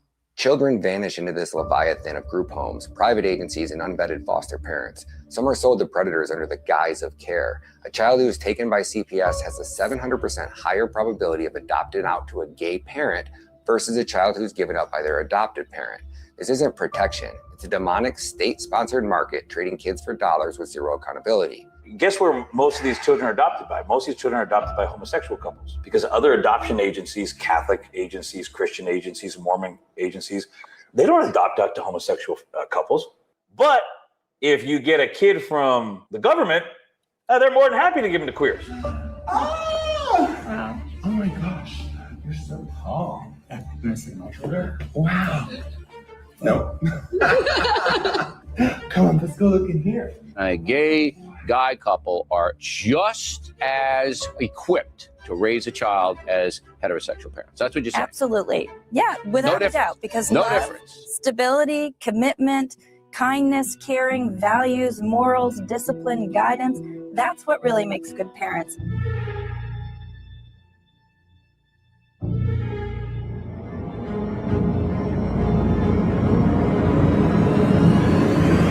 Developing now, a couple is behind bars accused of producing child porn. Authorities say with their adopted kids. 2 Georgia men will spend the rest of their lives in prison after being convicted of adopting 2 young boys and sexually abusing them. Inside their home, investigators collected 7 terabytes of child sex material. Let that number sink in.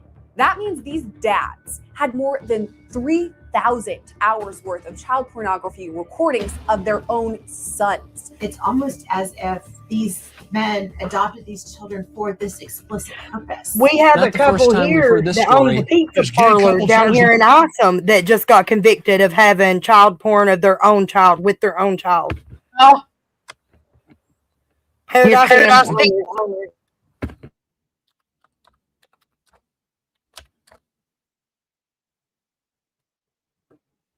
We did say. Molesting their adopted sons also pimp them out the pedophile ring, FBI says. These people want to rape them. A critical mass of gay men are interested in raising children out of the goodness of their own hearts. That was the argument. But I'm saying gay men, is what they call it in the news, are adopting children. And most of them are social worker kids grabbed by social workers. And they're telling you right here, same-sex couples raising children are 7 times more likely than their different-sex counterparts to be raising an adopted child. And they're getting them all from CPS. Basically, it's the only source for a homosexual couple to get an adopted child. Look at her. How could you not love her? Look at that face. Children who are raised by gay men ultimately face double the risk of depression in adulthood. They're also at a significant risk of being sexually abused, even though nobody wants to talk about that. And they give them to these pedophile men who then sell them to rape gangs. My son, who was taken for a period of time, is now back, was put in a group home where the young children there were offered up to adults for sex, minor children.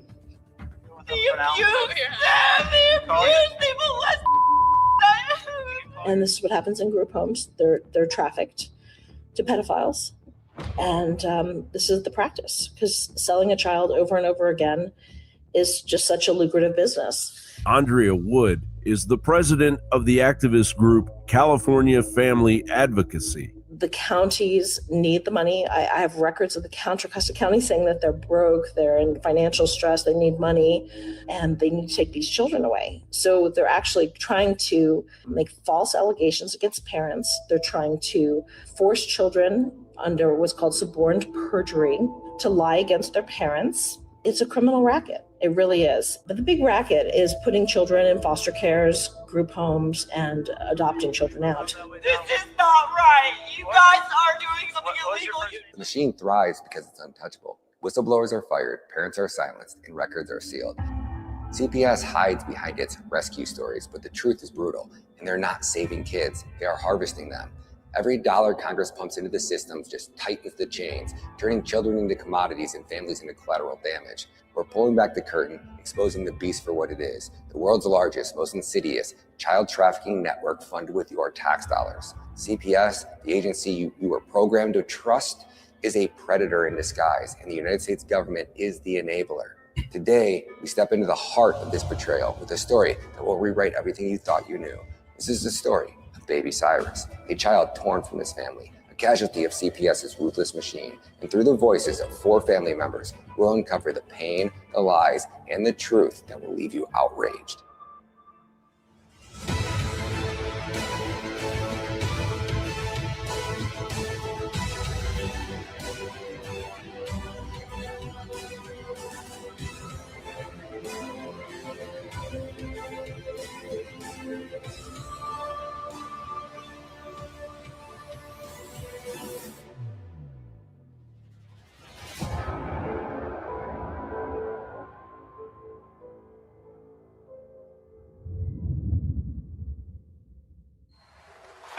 All right, let's do this.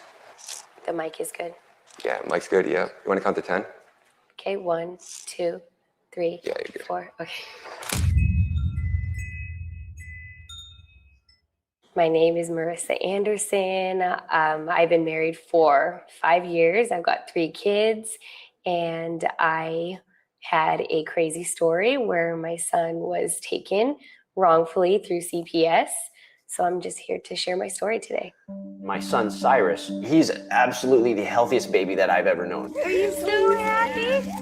He was a natural home birth, no vaccines, no medical interventions. And he was actually, chunky, fat, plumpy. He was breastfed. He was a very healthy baby all the way up until that 8-month mark when all of a sudden he started vomiting. We introduced him to solid foods, and he had a lot of trouble with digesting. So we went to a holistic pediatrician who, in an episode when we took my son there, the pediatrician recommended that we take him to the ER because he was dehydrated from so much vomiting.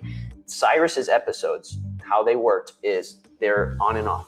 And it's called CVS, cyclical vomiting syndrome. It's a very, very rare condition, more of a condition, not disease. And nobody really has like an actual cure for it. It's just that this cyclical vomiting syndrome is where a kid will just have these random, they call it vomiting episodes, where you just randomly get sick and you start throwing up for maybe 10 hours, maybe a day, maybe 5 days. Like, for example, when Cyrus was having his vomiting episodes, he would go about a week good and then about a week bad. It was about a week on, week off. And he could be vomiting up to 4 days straight sometimes. And that's when it got so bad that we took him in to see that lady there. And then she told us to go to the ER, and it all started from there. So we took him into the ER and, they ran a bunch of tests, blood tests. All the tests came back good.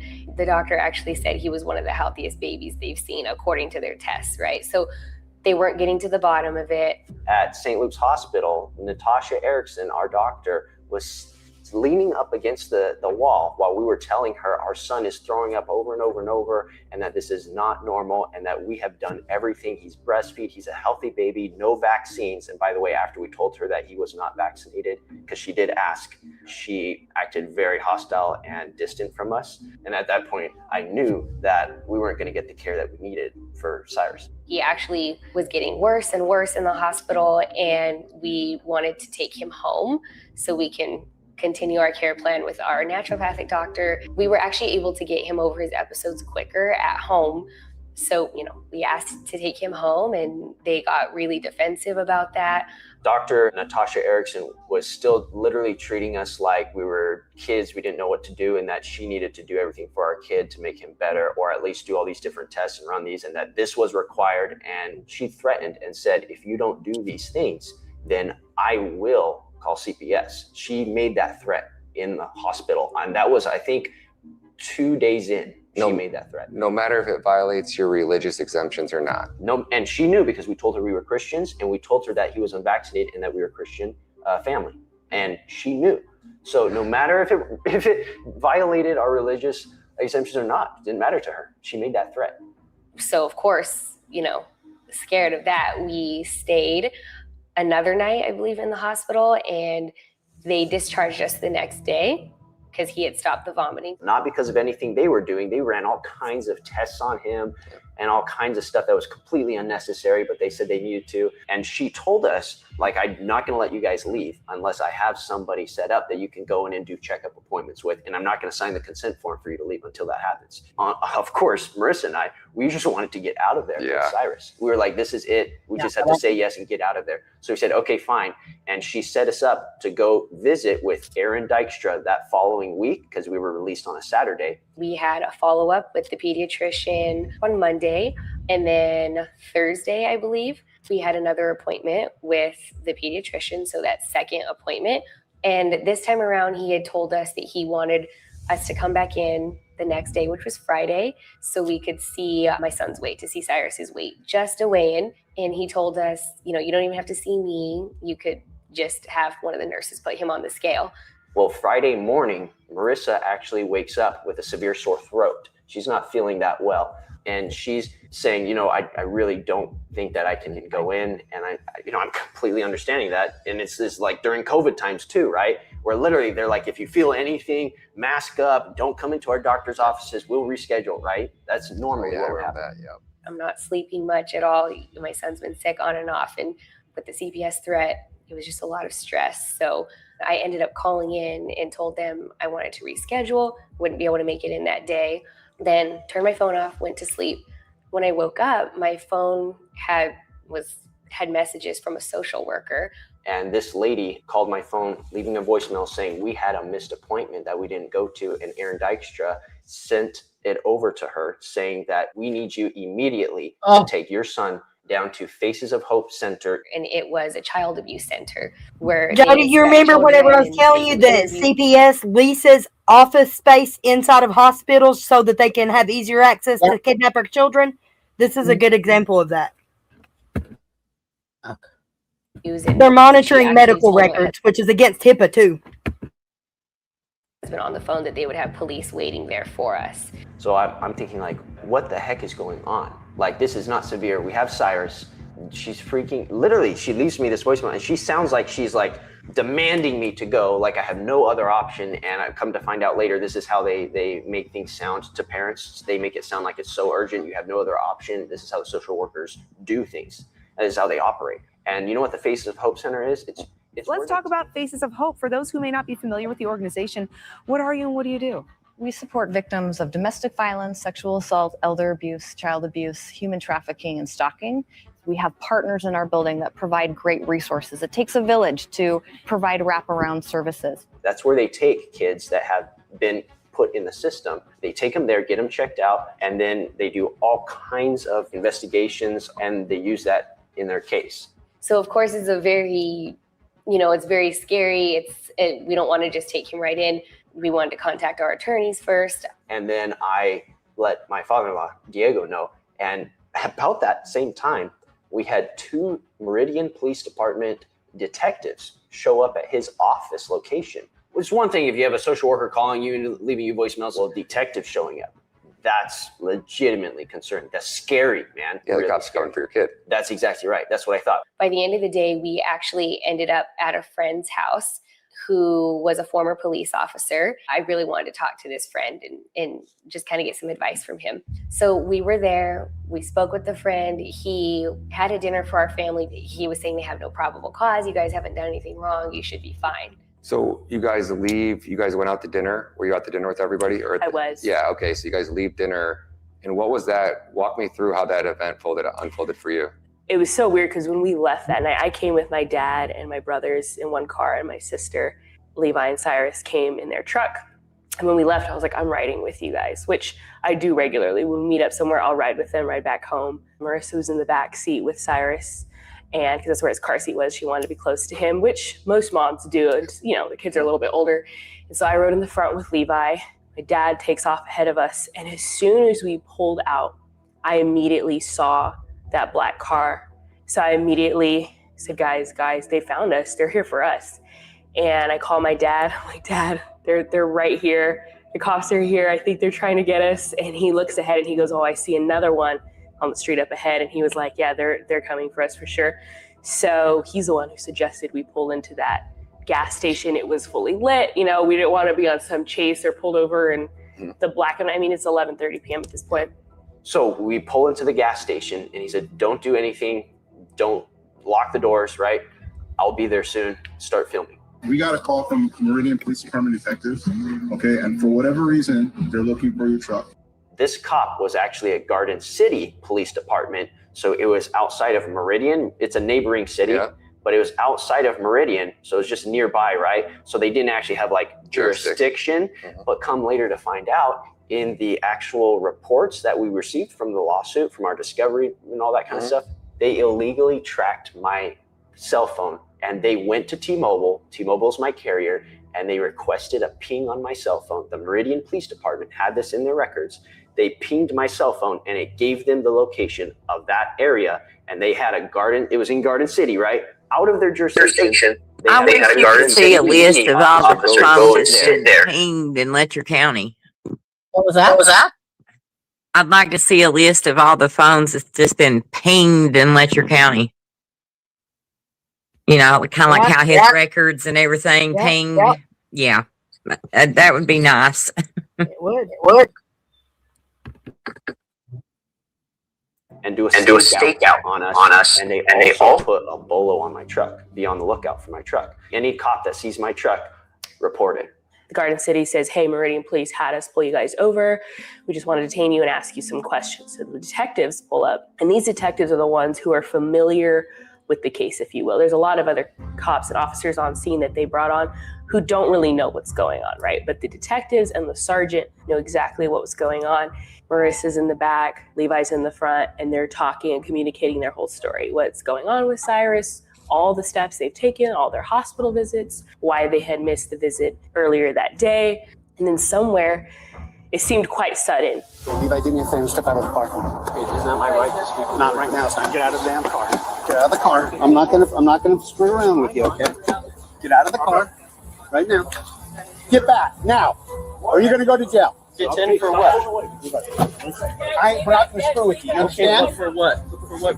And that violence is something that just made me kind of snap in the moment and realize, oh, they're really trying to do it now that they took Levi and now they're arresting him. For what reason? For a felony injury to a child. And in the moment I had time to even process that, they look up at me and say, step out of the vehicle. I need you to put your phone down and step out. She needs to come out too. What time did I commit? Felony injury to child. Get out of the car. Excuse me. I'm getting out. I'm getting out. Let me get out. I will step out. Get out of the car. I will step out. You're under arrest. Dad, it's okay. So that's when they pull me out of the vehicle, and I look over, and my dad, he's, yelling at the cops. My little brother's yelling at the cops, as they would be, right? When their daughter and sister are being arrested for no reason. I know the history and the reputation of the police officers in Idaho and what they do. And so I realized at that point anything was possible if they overreacted. So I was like, guys, it's okay. Like, I'm fine. For felony injury to child. For felony injury to child. That's not my child. That's not your child? In the video, you could hear me tell them, like, I'm not the mom. And the one officer who arrested me says, well, if you're not the mom, you don't need to be going into handcuffs right now. Okay, if it's not your child, then you don't need to be going in handcuffs. Yeah, well, you should know how to do your job better. So I kind of had that snarky reply where I'm like, well, you should know how to do your job better because, maybe it's good to identify the person and know why you're arresting them. You're under arrest for false information as well. What false information? What did I do? That wasn't your kid. When I look over, and I'm more concerned now at this point that, like, all right, my dad and brother's on the side, Levi's arrested, now me, now Marissa's alone. She's by herself with the baby, and that's it. No, Miranda, let them. Miranda. I will step out. Get out of the car. Miranda, get out of the car. Just feels like they were isolating me, right? They took my husband and they took my sister out, and now it's just me here with my baby. And all right, I need you to step out of the car. I was just thinking, okay, like it's on me now to protect my son. And I knew that I was about to go through something very difficult, but I could feel God right there with me. That's the only way I was able to even somewhat keep my cool. Hey guys, The baby, okay? no, I can't. Can you please help me right now? You understand that I'm a desperate mom right now. I really need your help right now. No. No, it's okay. They're gonna check and they will give him right back to you. I can't. I promised him I wouldn't let him go. I will give him right back to you.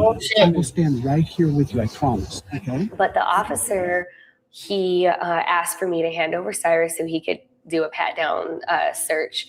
And, I thought they were going to just not give him back. So I was like, I'm not going to give him over. I don't want to do that. But he convinced me to trust him and just hand him over for the search, which I did. And he did give him back. So I thought, okay, he kept his word there. And then he told me, if you get in the ambulance with your son, you can go with him to the hospital. We just want to check him out, make sure everything's okay. We'll give you that opportunity, okay? So we're going to take him to the hospital. If you want to go, you can Can I ride with him? Yes, you can. Okay. We'll get an ambulance here to transport you guys. And I was like, okay, that's okay. I'm okay with that. If you want to check him as long as I'm with him, I'm okay with that.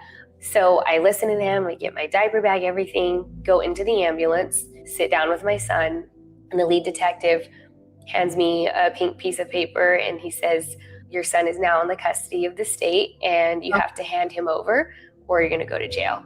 I'm not going to leave him. I'm not. This is how it's going to go, okay? No, And he had just told me, right, persuaded me, first built up that trust.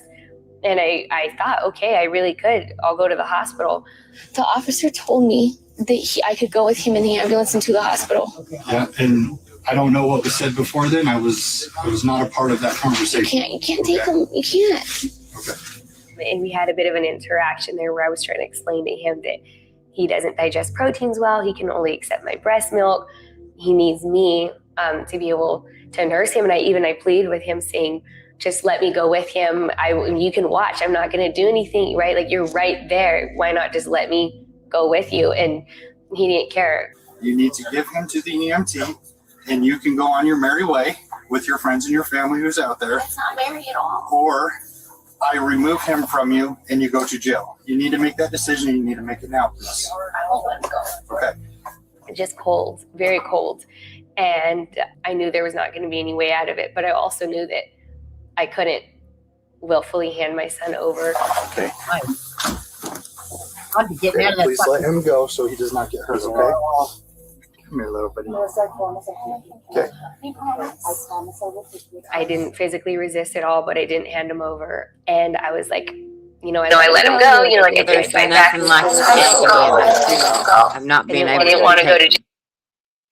there's nothing. I mean, that agony of not being able to protect them is just, it's horrible. You know, I would have fucking. it's unimaginable. They would have had to jail me for fucking abuse of a law enforcement officer. No fucking way. Pry them out of my dead hands, you cunt. Sorry. I cussed. Jail, but they were like, nope. She's going to jail. Put your hands on your back, please, okay? They just took my son from me, handcuffed me, and Hey, Stacey. How you going? Innocent Banks called CPS on me. I had hell out of him because he hated my dad. Told them to tell me he called on me. My ex beat me up, broken bones, and had to go hospital. Edison didn't get his way. Innocent Banks. Innocent Banks. I know that name. He from was the Letcher County. Commonwealth attorney. At I think he Letcher? was murdered too. Oh, so he's deceased now. Yep. I'll play you something later in private of his last hours. And you tell me what you think. I don't want to like contaminate your thought process with it. I'll just play you the interview and let you decide. Yeah. So basically, what if I'm understanding what you just said, right, Stacey, is that Innocent Banks targeted you via CPS because he hated your dad. Her dad was left for dead on top of a mountain because of everything that he knew about this place. Her dad is like me. He was kind of a safe haven for a lot of people, and so he was like me. You know, and we were obstacles that they done everything in the world to get us out of the way. So that's because they targeted you because you were, cutting out their. Stacey's dad was one of the best humans I've ever known in my life, and it was men like him that gave me hope that not all men were monsters. Thank you for joining us, Stacey, and thank you for sharing. as I was leaving. If you want to join us up here later and have a chat, feel free. I'll send you the link. The ambulance, Yes, walking out. I'm dying for her to come on. Reaching out his arms for me, and yeah, I didn't know how long it would be till I saw him again, or even if I could. But I wasn't able to say bye to him, and I just remember telling one of the paramedics, like, "Promise me you're gonna take care of him. Just promise me," because that was all I had. No, go in the car. In the car. It's all right. It's okay. It's okay. In the car. No, I want to say bye. You're gonna make it worse. You're gonna make it worse. Say goodbye. In that moment, it all kind of settled in that, like, this is for real. I'm not gonna go home with my son tonight. The emotional devastation that comes from taking a child is so severe, words can't describe it, and they count on that. Are you going to keep him away from his son? Are you going to keep him? You're taking his son away. You are kidnapping my grandson. Dude. You guys are kidnapping your grandson. Because they know on the other side that you are not going to be in the proper mental place. You don't have the emotions to fight him. You don't have the resources to fight him. You can never win. It was almost 30 law enforcement officers that were there that night to take my son, an 8-month-old baby. That's insane. Almost 30 law enforcement officers just for that. Talk about malice, dude. That was insane. My father-in-law went and booked out both his daughters that night, my sister-in-law and my wife. They didn't book me for some reason. I was going to be booked because they told me I was arrested. I was in the back of the cop car, handcuffed through this whole thing. I didn't even know what was going on. They unhandcuffed me, and I looked around, and my wife is gone. The ambulance is gone. All I know is they're serving me these pink papers saying, "Here's your court date," and that was it. The shelter care hearing is what will decide what happens after that. We're done, Jeff. Medical kidnapping. This is medical kidnapping, and you guys are active participants. They just stole a baby from good parents. Medical kidnapping. These are crimes against humanity for financial gain. Rights are removed from parents. Human rights, civil rights, and even religious rights. That's criminal. Criminal. You're supposed to uphold the law and protect the people. You're supposed to protect the people.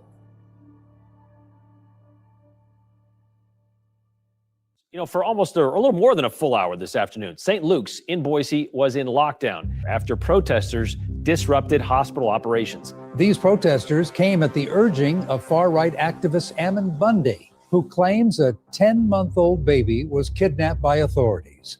That night, when baby Cyrus was taken, Ammon Bundy got arrested. Ammon went to the hospital to protest, and they arrested him. Oh my God. And because he's running for governor, he's building traction so people know his name. But that became national news.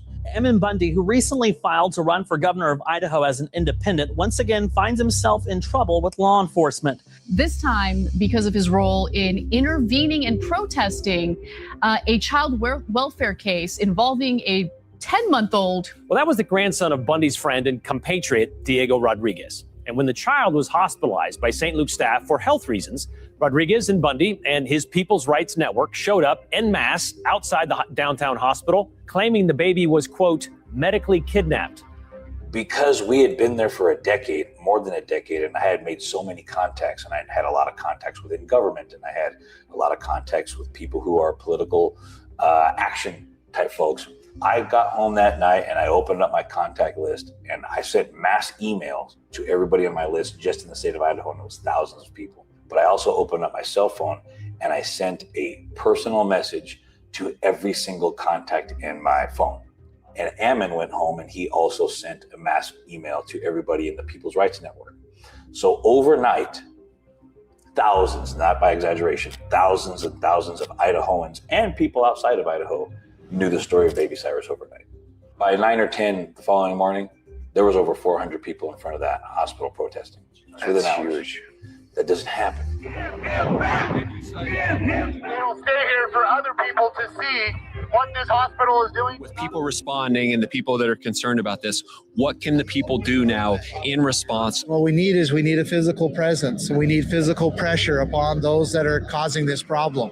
And it was more to it than just that. So it wasn't just a protest in front. And then I held a press conference every single day. We took out our PA system and went out there and we held a press conference and we showed everybody the news. They told people last night and all through today they didn't have Cyrus Anderson. There was no Cyrus Anderson in the St. Luke system. And yet he is here and under state custody. And, you know, the pictures of baby Cyrus's face being burned because they left him in a pool of his vomit. We showed that to everybody. Cameras can see here he is with his father. This was me the next day with him. He looked like he's malnourished to you. Does he look to you like he's in danger? But last night, this is what he looks like.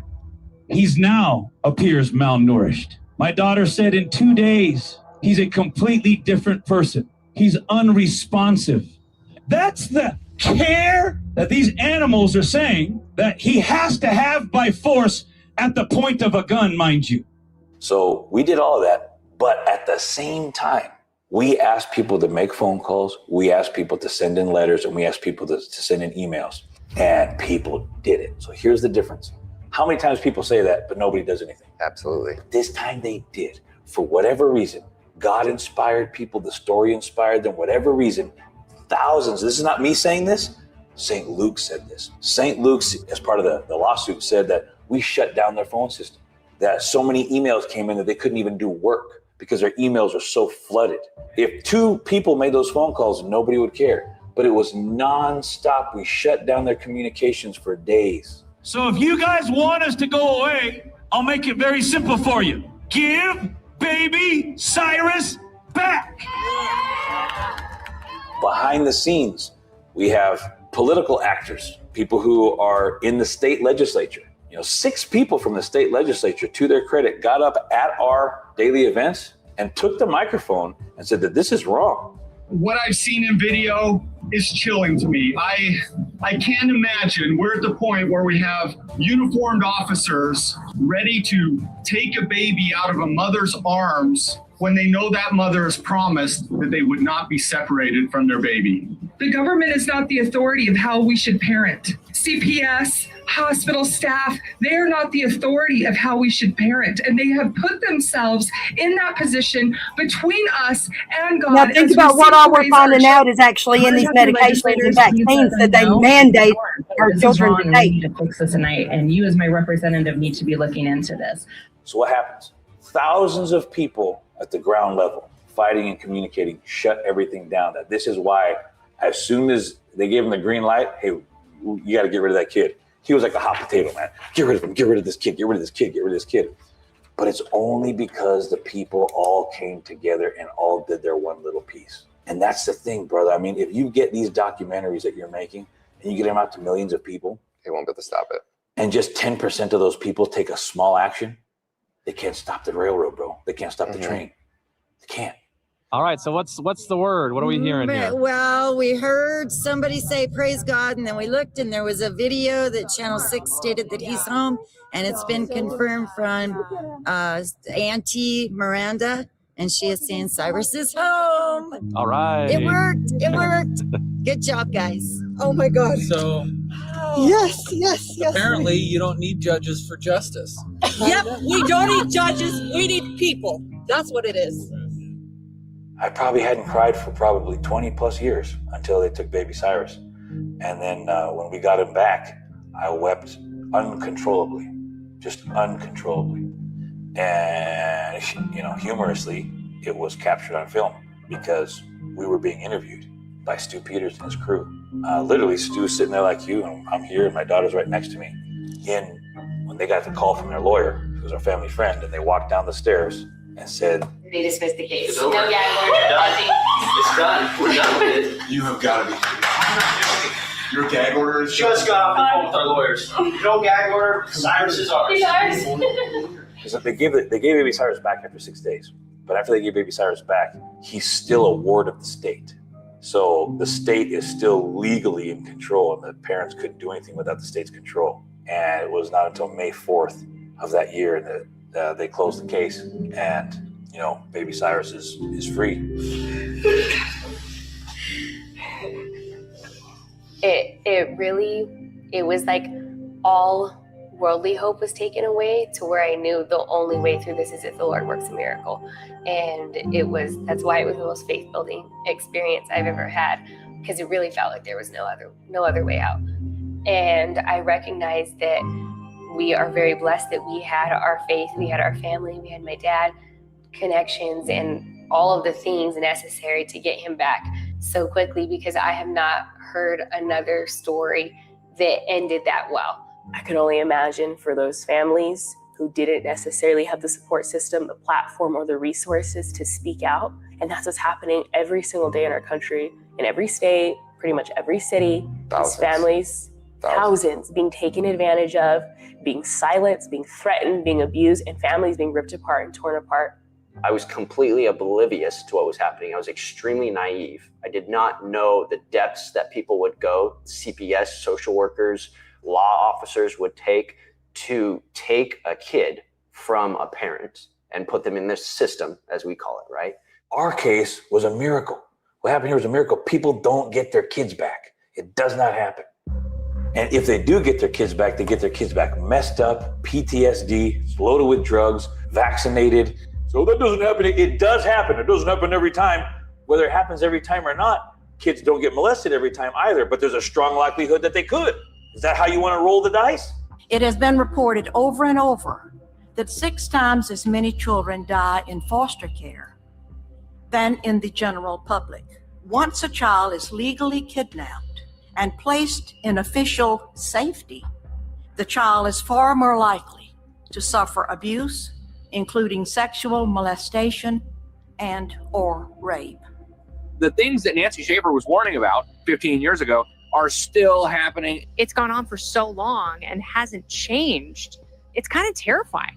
Yeah, I mean it's terrifying for all parents, because parents with young kids might be scared to go to the ER if something happens to one of their kids. If you have a child that actually needed to go into the hospital, and if your fear is that if I take my child into the hospital, Children's Protective Services might take my child away from me. What are you creating? We believe that there are fewer actual abusers that are getting caught, because it's not about finding abusers. It's about looking for a kid that has something that you can potentially label abuse. Well, an abuser is probably more likely to try to do things to cover their tracks. And if like hit kids in the stomach. All sorts of things. And so what ends up happening is, instead of caseworkers being able to look at cases that are put in front of them more holistically, because they have fewer cases they're looking at and they can really dive into it to see if they really think there's abuse or neglect going on, instead they're like these accusation mills. They have to be run through, and I'm sure that they convince themselves that they have to break some eggs to make their omelet. Eggs meaning entire families that get destroyed and put in prison.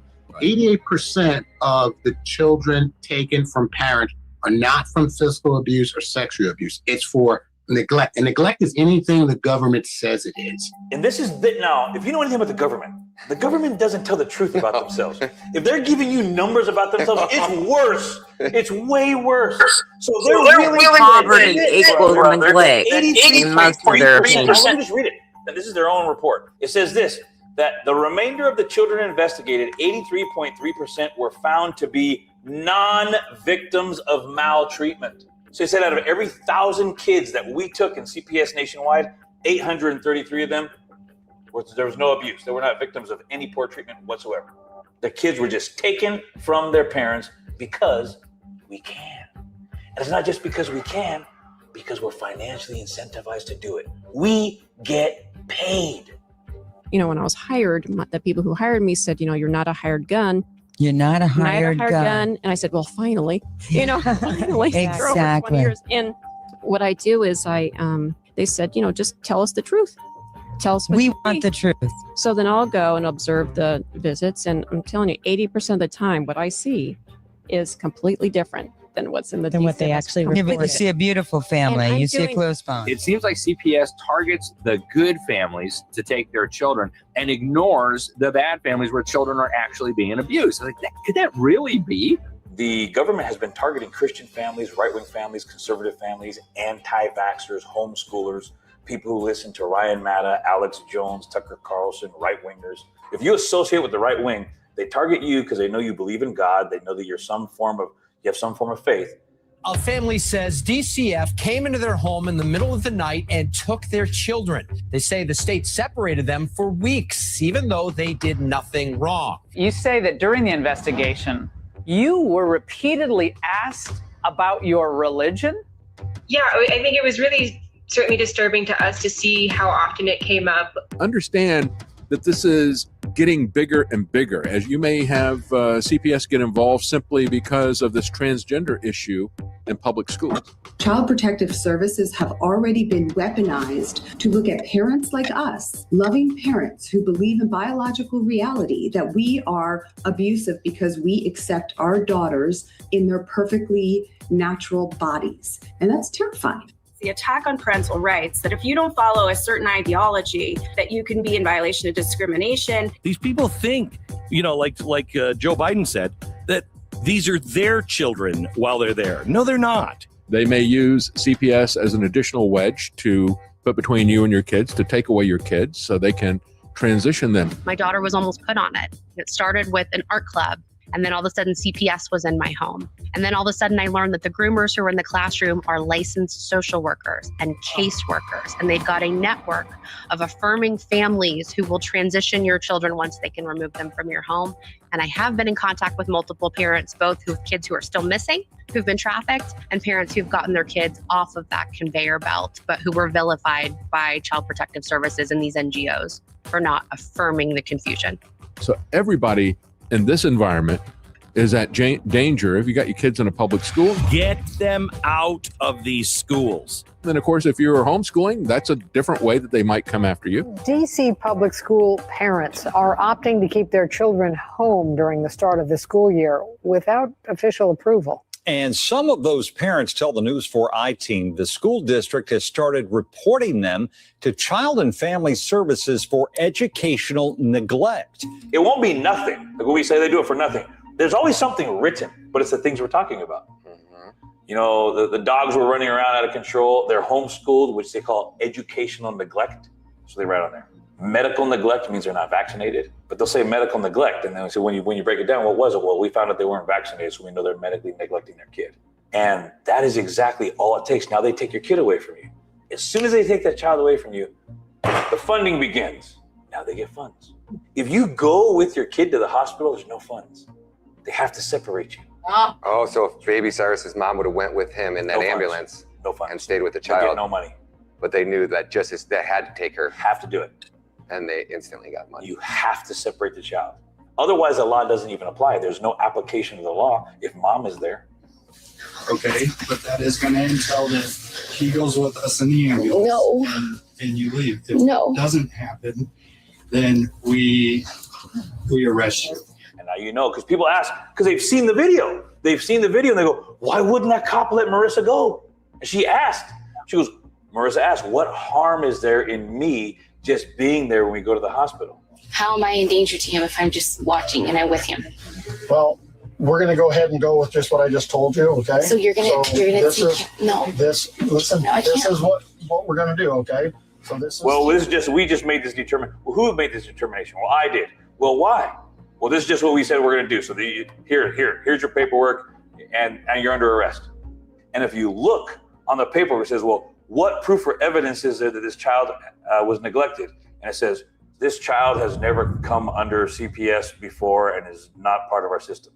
And it's like, what? That's not even the answer to the question. Exactly. And nobody cares until it happens to them. And nobody cares because as soon as anybody talks about it, the media comes down so hard and they paint the picture as if the family has done something wrong. The case of a child taken into medical custody in March because doctors were worried about his health. Medical personnel determined the baby was severely malnourished. A 10-month-old who was severely malnourished. Police say the baby was severely malnourished. What do you want the government to do? So it's doctors that look at the baby and go, uh-oh, it's so malnourished, it might die. Of course you gotta go find the baby to save its life. The parents should be investigated. Like, let's keep it real. What is going on? And of course, it's very easy to paint the pictures that the family's done something wrong because the news headlines are always going to favor what the police said, what the doctors said, what the hospital said. And then now all of a sudden you have to defend yourself that you're not someone who is neglecting your child. But the police report says you were neglecting your child. The judge agreed you were neglecting your child. The doctor looked at it and the doctor said he's totally neglecting his child. And then when you actually read the report says, yeah, he's neglecting his child. And the proof is, well, there is no proof. We just said so. We've got the reports to show you that's what they said about my grandson. Here's the report showing that they planned on quickly transferring baby Cyrus to foster parents at the hospital. Here's a medical record that reads, just go. This is a healthy baby with no interventions. Here's a further report about baby Cyrus stating, no acute life threats noted. Body cam footage verifies this. Rachel Thomas is caught on camera multiple times stating that baby Cyrus is a healthy baby. I'm a chief of staff for one of the hospitals. We just are going to break some protocols and take an ambulance to different entrance because it's a medically stable patient. And we're going to do it quietly. But how acutely? Oh no, he's totally stable. He's totally stable. In other words, the baby is not in imminent danger of death or harm. Remember, this entire case is predicated on the false premise that baby Cyrus was, in their terminology, in such imminent danger. He has made the decision to declare imminent danger, okay? So I really don't want to make this worse on you. I would like to get him the help that he needs right now. So because baby Cyrus, according to them, was just so critically in need of medical attention that he needed to be supervised by professional licensed medical doctors, we need to rip him away from his nursing mother and put him in a hospital. But they admitted right here that had nothing to do with it. They admitted that from the moment they ripped him out of his mother's arms, they had intention of putting him directly into foster care. Because then that's a few more degrees of separation. Keep them overnight, and then sometime tomorrow, when they don't know, get the baby out with CPS to the foster parents, and it's going to make it a little easier to. How are you guys? Ambulance. What I want. Proving that it was a fraud from the get-go and the entire premise is a lie. They'll have to answer for this in court. But Dr. Rachel Thomas told the jury, quote, The baby would have died if they would not have taken him. She then She should flat lose her out lied license. to the jury about baby Cyrus. She said, quote, "He looked like a baby from Haiti. The baby's stomach was descended, his eyes were hollowed, and he was unable to sit up." But look at baby Cyrus. Look at it. Does he look like he's a malnutrition baby from Haiti? Does he look like these babies? Yet, to the jury, she testified under oath that he did, that he looked like a baby from Haiti. Here are pictures from St. Luke's own medical records, just hours after they took him. He's playing, looking healthy, and sitting up, just opposite of what Rachel Thomas told the jury. See, this is the problem with people like Rachel Thomas. They are revered by the public because they are doctors and professionals, but they have no scruples. They are liars. Many incredible parts of this story, right? Right wingers. There's no fucking government psychopaths, conspiracy what they about are. that one particular baby in the middle of Idaho. You lunatics. And by the way, feed the baby and give it back to the parents. Like, we don't. Your son he's sick. He doesn't have an actual illness, but he can't keep food down. And the only thing that he can keep down is your breast milk. They take him from you. How long did your son go without the food that he needed and the nutrients that he needed before you were able to get him that breast milk? So it was a few days at first in the beginning, and the doctors from the hospital called me the next day and said that he hadn't eaten since they brought him in. He's refusing to drink anything from the bottle. They even said, yeah, we know he just needs his mom, but they wouldn't let us go in and see him. They still wouldn't? They still wouldn't. And what they ended up having to do is they put a feeding tube through his nose to feed him through the feeding tube because he refused bottle feeds. So that is how he got fed until I was able to get in there. And he even kept that tube in for several weeks, even after we got him back. And then we also later found out that they left Cyrus in the hospital room alone throughout the day. He was there for days. They didn't have someone in there, at all times watching him. And when he threw up, you need to be there to wipe him up. We always held him. We'd wipe him up, keep him clean. But he would lay in a pool of his own vomit. One of the medical records says that a nurse came in and found him laying in his vomit. And then when we got our first visitation with him, we could see the acid burns on his cheeks from laying in that. So, and all the while, my husband and I are standing outside the hospital just waiting to come in. And, we care for him 24/7. We stay up through the night with him. We sit upright, clean him, and they just didn't even properly care for him. Look, if the parents are doing nothing wrong, then sure, after the baby receives treatment that's necessary, release the child to the parents. I want nothing more than a child to be with his or her parents. You don't get your kids back most of the time. And it's because it's the provision in the law. They don't want you to get your kid back. Don't tell me they want you to get your kid back when they're telling you that it's a requirement by the law to file for a termination of parental rights. It's in the law. It's not Diego saying. And here's the humorous stuff about this stuff.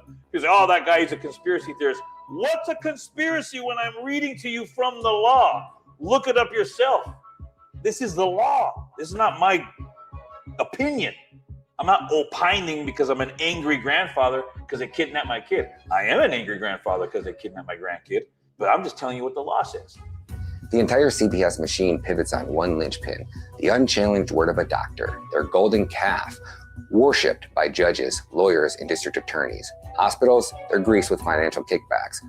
Flag a homeschool parent or an anti-vax parent as neglectful, and you cash in when CPS rips their kid into the foster care system. But due to the protesters surrounding the hospital regarding this case, it was felt that discharge with the foster family from the emergency department was unsafe for all involved. You guys literally saved baby Cyrus from being put into the foster care system that Friday night. In our case, they had baby Cyrus for 3 days in the hospital and then 3 days in the actual Idaho Department of Health and Welfare building. So he was only in the hospital for 3 days. We have in part of the testimony in the lawsuit that they saw receipts to Medicare or Medicaid for $30,000. How are these guardian ad litem's getting by in the courtroom diagnosing these kids with medical conditions or not medical conditions, but basically saying, well, this kid did, X, Y, and Z when they're not medical? They have a lot. They're just a lawyer. They're going on the report. You know, well, I don't know. It's just suspicious because, you know, they interview the kids and you know, I just wonder, like, how much diagnosing, you know, do they, or how much their word goes in with the judge, you know, with what the decision that the judge makes. They're the Because- ones that are there for be there with best. Yeah, they're the, like, basically attorney for the child. Yep. Well, they hold a lot of weight. You know, they're putting a whole lot into what she's saying when she's just a lawyer. She's not medical, you know. Well, our guardian wanted it to be lawyers, but they have to have a psychology experience as well, type of thing. They've got to have both. They've got to be able to communicate effectively and non-biased with the child as well, and you know, present that to the court. But yeah, this baby, the only thing that stopped them from fucking going to foster care was because there was too many people out the front and they couldn't sneak him out.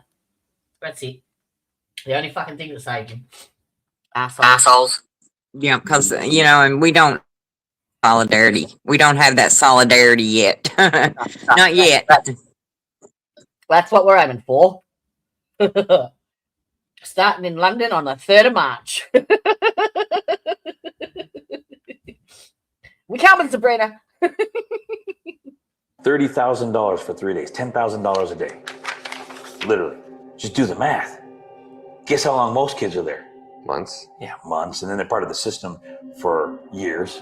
By the way, they've said, and this was recently, that he was. You guys actually have to go and watch this Take Care of Maya. Yeah. Like ready to be released to a foster home. But we're not going to release this baby to you because he needs to be hospitalized. But yet we're going to give him to this foster family, and they were caught because it's all in the medical records. So what is this really about, I guess, is the question. See what happens for those that don't know. When you take a child away from its parents and put it into the Child Protective Services custody, they get a big fat paycheck for. At the very least, they could have taken her breast milk in and fed him that. Yeah? Fuck. When you take them from Child Protective Services, He wouldn't have seemed as medically fragile if he'd done that. He wouldn't have had the medically fragile tag. Fed him the one thing that makes his illness worse. They put a tube in his stomach to force feed him the one food that he was not allowed to have. Formula. And did you see the studies in Florida? What's in the fucking formula? Oh, I'm living. Best interest because. Listen, they did that with all of my children. They force fed them formula. They wouldn't let them leave the hospital until they took them back there in the back and gave them formula. It didn't matter whether you put it in writing and tell them 1,000 times, breastfeed only, do not give my child formula. They come back with fucking dried formula all up in their neck creases and shit. They give it to them anyway. They're evil. They're fucking evil. My children were both lactose intolerant, so they could only tolerate the breast milk. They only had just brought out, I think, a lactose-free formula, and it was fucking disgusting. So yeah, no, mine were brought up on breast milk. They couldn't tolerate it at all, which is good. Oh, I just had the hottest fucking thing when my nose was running.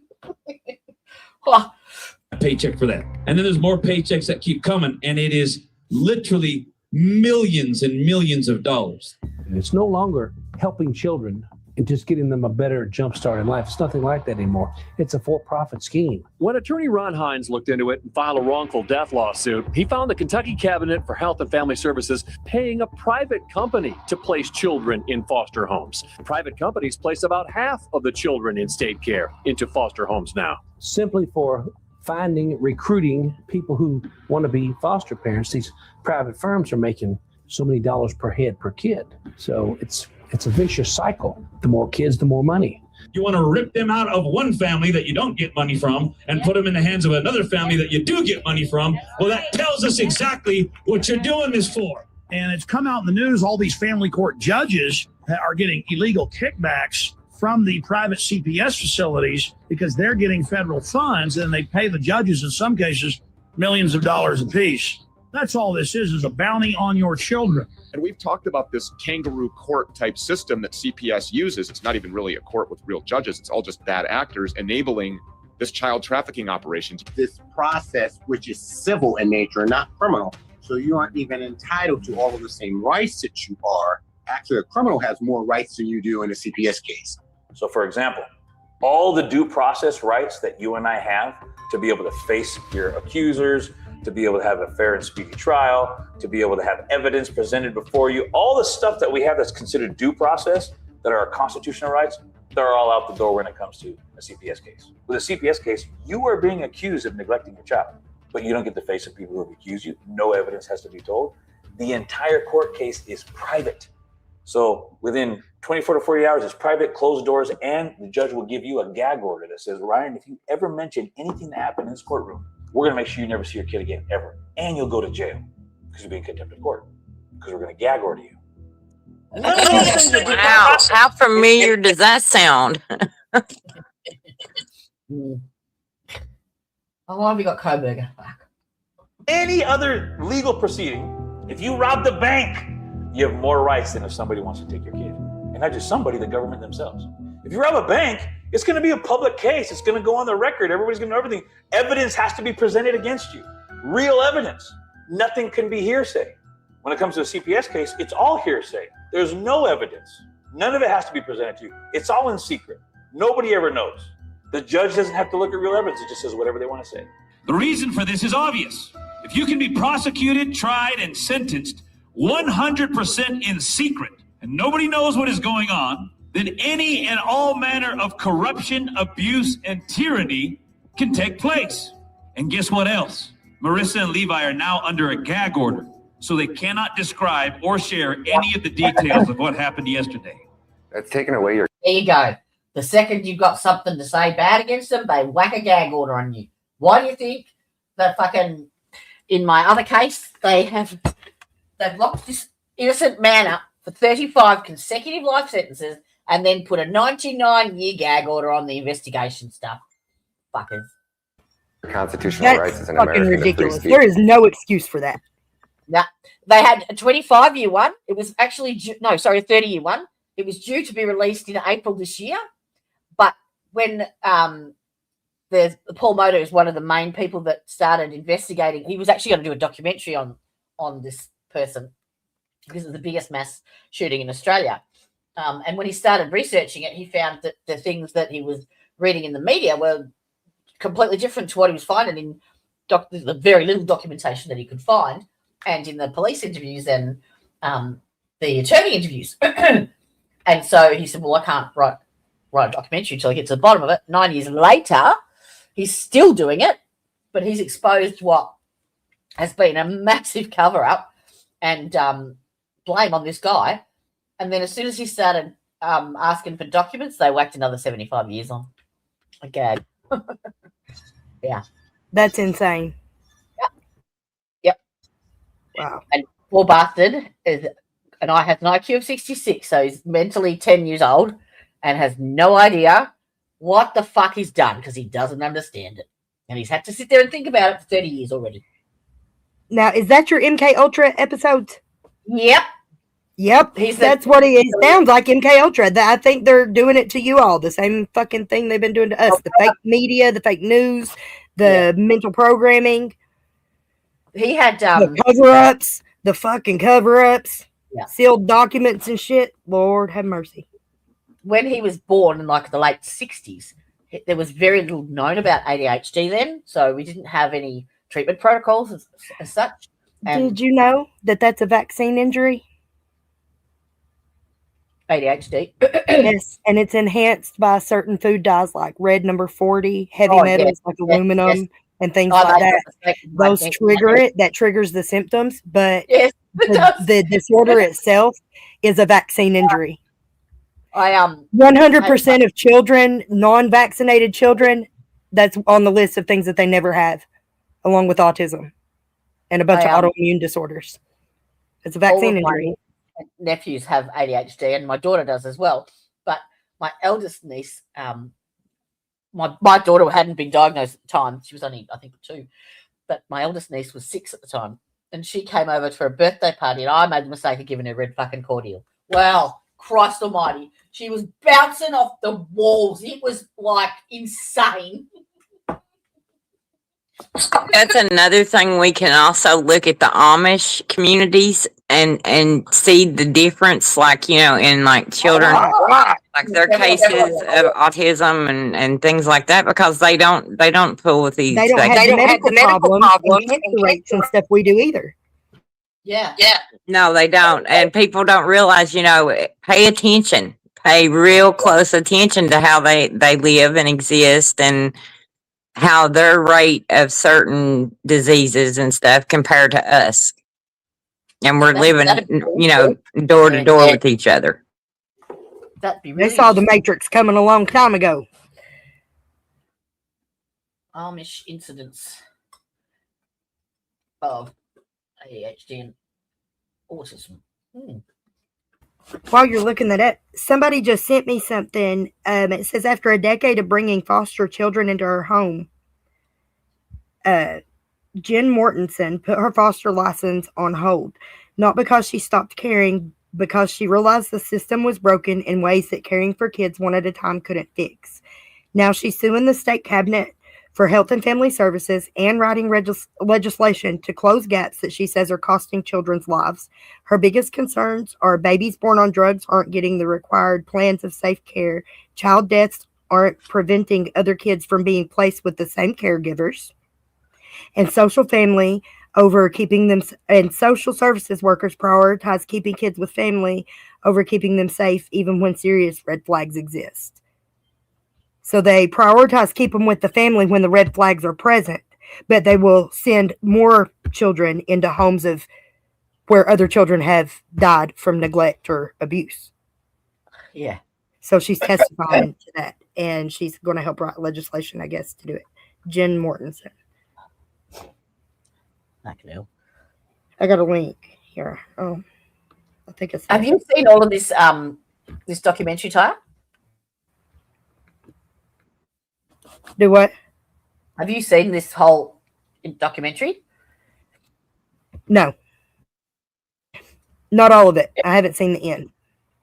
Because we've still got another half hour. I'm just wondering if it's, because it's starting to get a little bit repetitive over that story. Wondering if it's what else we've got. I don't know. Let's finish it out. Yeah, I'll just bump it to 125. Okay. Yeah, do that. Yeah. All right.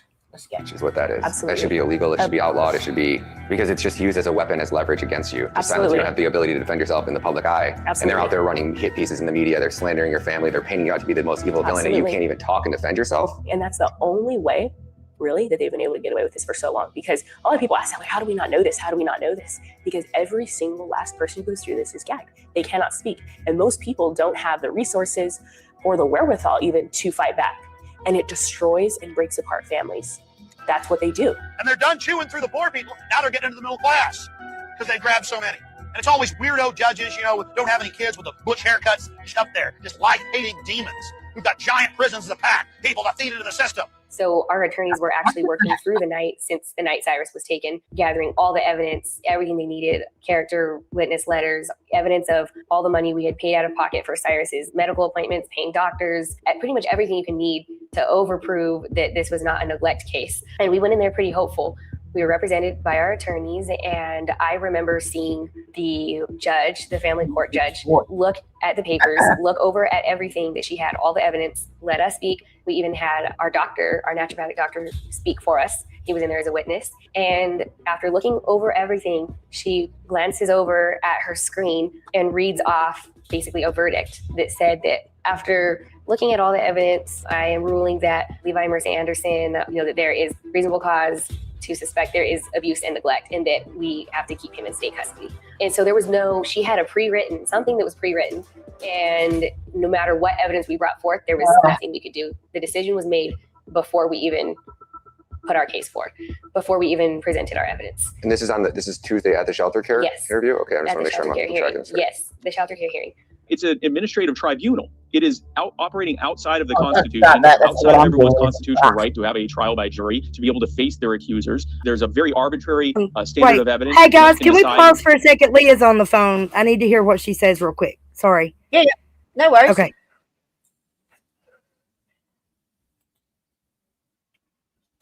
Do you want to? And Jim Stevens just standing there smoking a cigar, as big as Dylan's forearm. Like he ain't got a.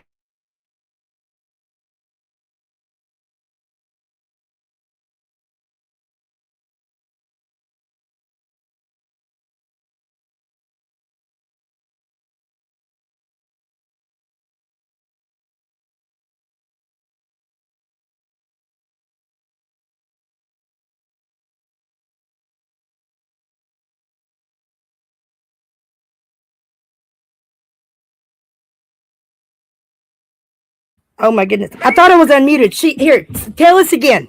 Tell me one more time. We were coming down the back road from Dorton to Burdine, and they had the road blocked off. A bunch of firefighters and Jim Stevens was standing there in the road waving people out with a big cigar in his mouth. Strange occurrences. And, we were just talking about Jim Stevens this morning, too. Oh yeah, we're gonna talk about him. Yeah, one we're day. going to talk about him soon. You seen him yesterday? I was talking about him yesterday. Oh, was he? Yeah. Yeah, we're going to dig into him soon. So, yeah, if anybody's traveling through Dorton, Jenkins area, be aware there's some fire trucks and Jim Stevens smoking a cigar on the middle of the road. Like a sly bastard. Like a sly bastard. So, be aware of your surroundings in your travels. All you gotta do is say Jim Stevens back home, and everybody knows. Everybody knows.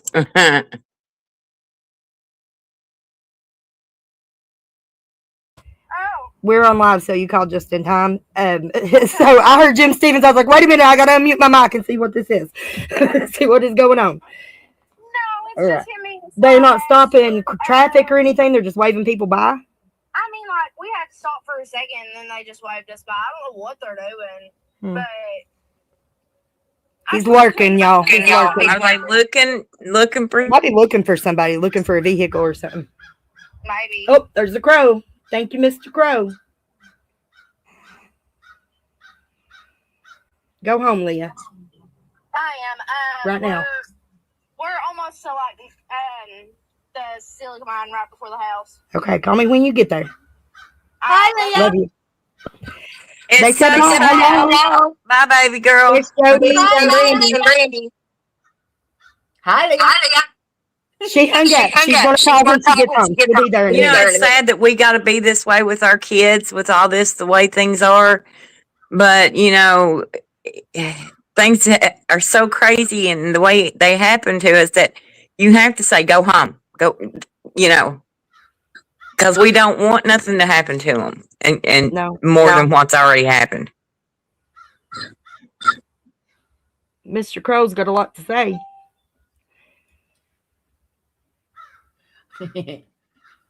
I'm So who's Jim enjoying my Stevens? time outside. It is 60 degrees out here. And my blood has been frozen for weeks. So I'm ready to lay and soak it in the sun. So, okay, she's pulling in at home now. So she's safe. We can go ahead and proceed. All right. Let her Who is process Jim- for a minute. Do what? Who is Jim Stevens? He is the Jenkins City Police Chief. Is that right? Yes, he's a snarky, he's a super trooper. He thinks he's this big badass kind of. He is tried basically to Portrait County. get me to go camping with him by himself once, with no parents or anybody else. Just the two of them camping in the woods. Sorry, I couldn't hear what you said, sweetheart. I said he tried to get my 14-year-old nephew to go camping in the woods with him alone. Jim Stevens did. Yeah, he's older now. He's 20 now. When he was 14 years old, Stevens tried to get him to go on a camping trip alone with him. I think I remember you saying something about that the other day. Yeah. Yep. My one and only motherfuckers, man. My one and only interaction with the police was with him, and it was horrible, horrifying. Why? What happened?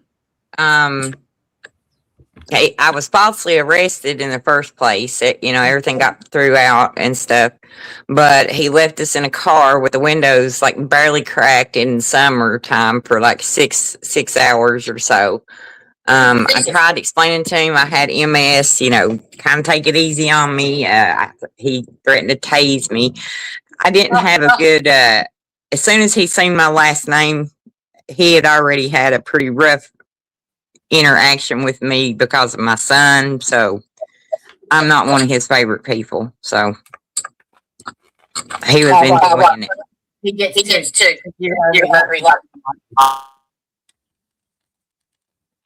Yeah, it's part of it. It was like it could be a lot worse. So you just let them treat you for whatever just to get, that whole I'm not really safe feeling. But I don't think he's mom.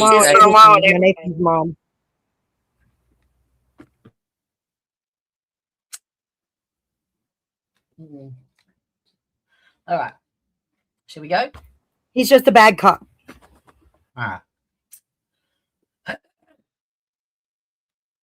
Arbitrarily what is or is not evidence. Frankly, they're not even really operating as judges. They're operating in concert with Child Protective Services to be both the investigator, the judge, the jury, and the executioner. How is that justice? How is that not criminal? And don't be delusional and act like they're just trying to protect the privacy of the child. That's nonsense. First of all, everybody knows he's Baby Cyrus. Secondarily, Baby Cyrus is not on trial. His parents are, and they are being falsely accused. There are laws regarding confidentiality to protect the family, but we would argue that the state uses those laws to avoid making information public. Right now, they just hide behind confidentiality.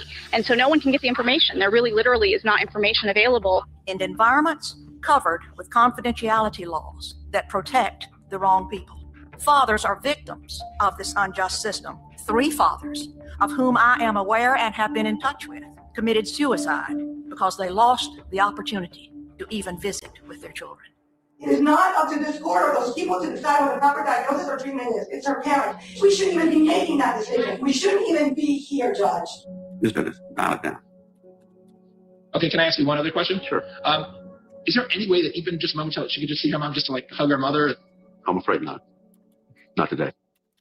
And the Kowalski say that separation caused Maya's mother to take her own life. Maya says her mother was desperate to help, but when the state separated her from her mom, Maya says that desperation led to her mother's suicide. At 2 a.m, I broke out in tears. I was just crying uncontrollably. That was the day Maya Kowalski's mother, Beata, took her own life. Maya was at Johns Hopkins All Children's Hospital, separated from her family for 3 months. Before she even knew about her mom's suicide, Maya had a sickening feeling and called a nurse. And I told her, I miss my mom. I miss my mom. I love my mom. I want to go home to my mom. Turns out she ended her life. Maya's emotional testimony went from heartbreak to anger as she described the amount of time she was allowed to spend with her family that day. It was actually so unbelievably cruel, the amount of time. That fucking woman, Sally Smith, there is an absolute evil. I mean, look at her face. Evil piece of shit. You can see it in her eyes. Oh, yeah. Oh, yeah. And now, Maya had a rare thing. Well, they didn't know a great deal about it then, which was complex regional pain syndrome. And it would cause her legs to become interned as well. So it affected all the muscles as well, which was a classic sign of it. And so what had happened was the parents had like gone and gotten all of this information and diagnosis, and the treatment recommended for it was a ketamine infusion, because the ketamine basically resets your central nervous system and it provides a really good pain relief, but it's got to be done under controlled conditions. At the time she was diagnosed, it hadn't been approved yet in America. So the parents went to Mexico to have it done with a registered, professional. So, but the dosage that they needed to use, and they have killed back on that dosage now, because they actually put her into almost a coma with it. Whereas they've realised that you don't need to go that deep into it. So they had it all, it was all on video. It went through to the trial. But she got, I think, 4 years of pain relief from that. So when it reoccurred, and when she was a little bit older, and they took her to Johns Hopkins Hospital, or Children's Hospital, they knew what the treatment was for her. And when they told that to the doctors and nurses in the ED department, they immediately thought, well, that's a huge amount, that's unsafe, rah, rah, rah, and immediately went straight to Munchausen's by proxy. So from there, basically, because the mother was a nurse as well, they immediately targeted her because she did all the speaking. She was the advocate for her, obviously. And so she was not allowed to see the child. The father was. Now, this is an all-American family. The father was a firefighter. The mother was a nurse. She immigrated from Russia, and she had experienced a lot of the issues in Russia that she was fighting against, and one of the reasons why she came to America.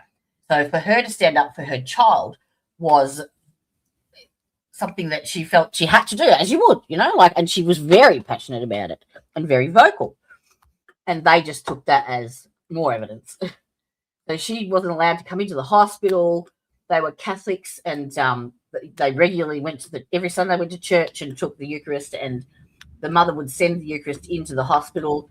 The hospital would throw everything in the bin, thinking that it was laced with ketamine. Birthday cakes thrown in the bin, ketamine, and then they didn't believe that she actually had this syndrome.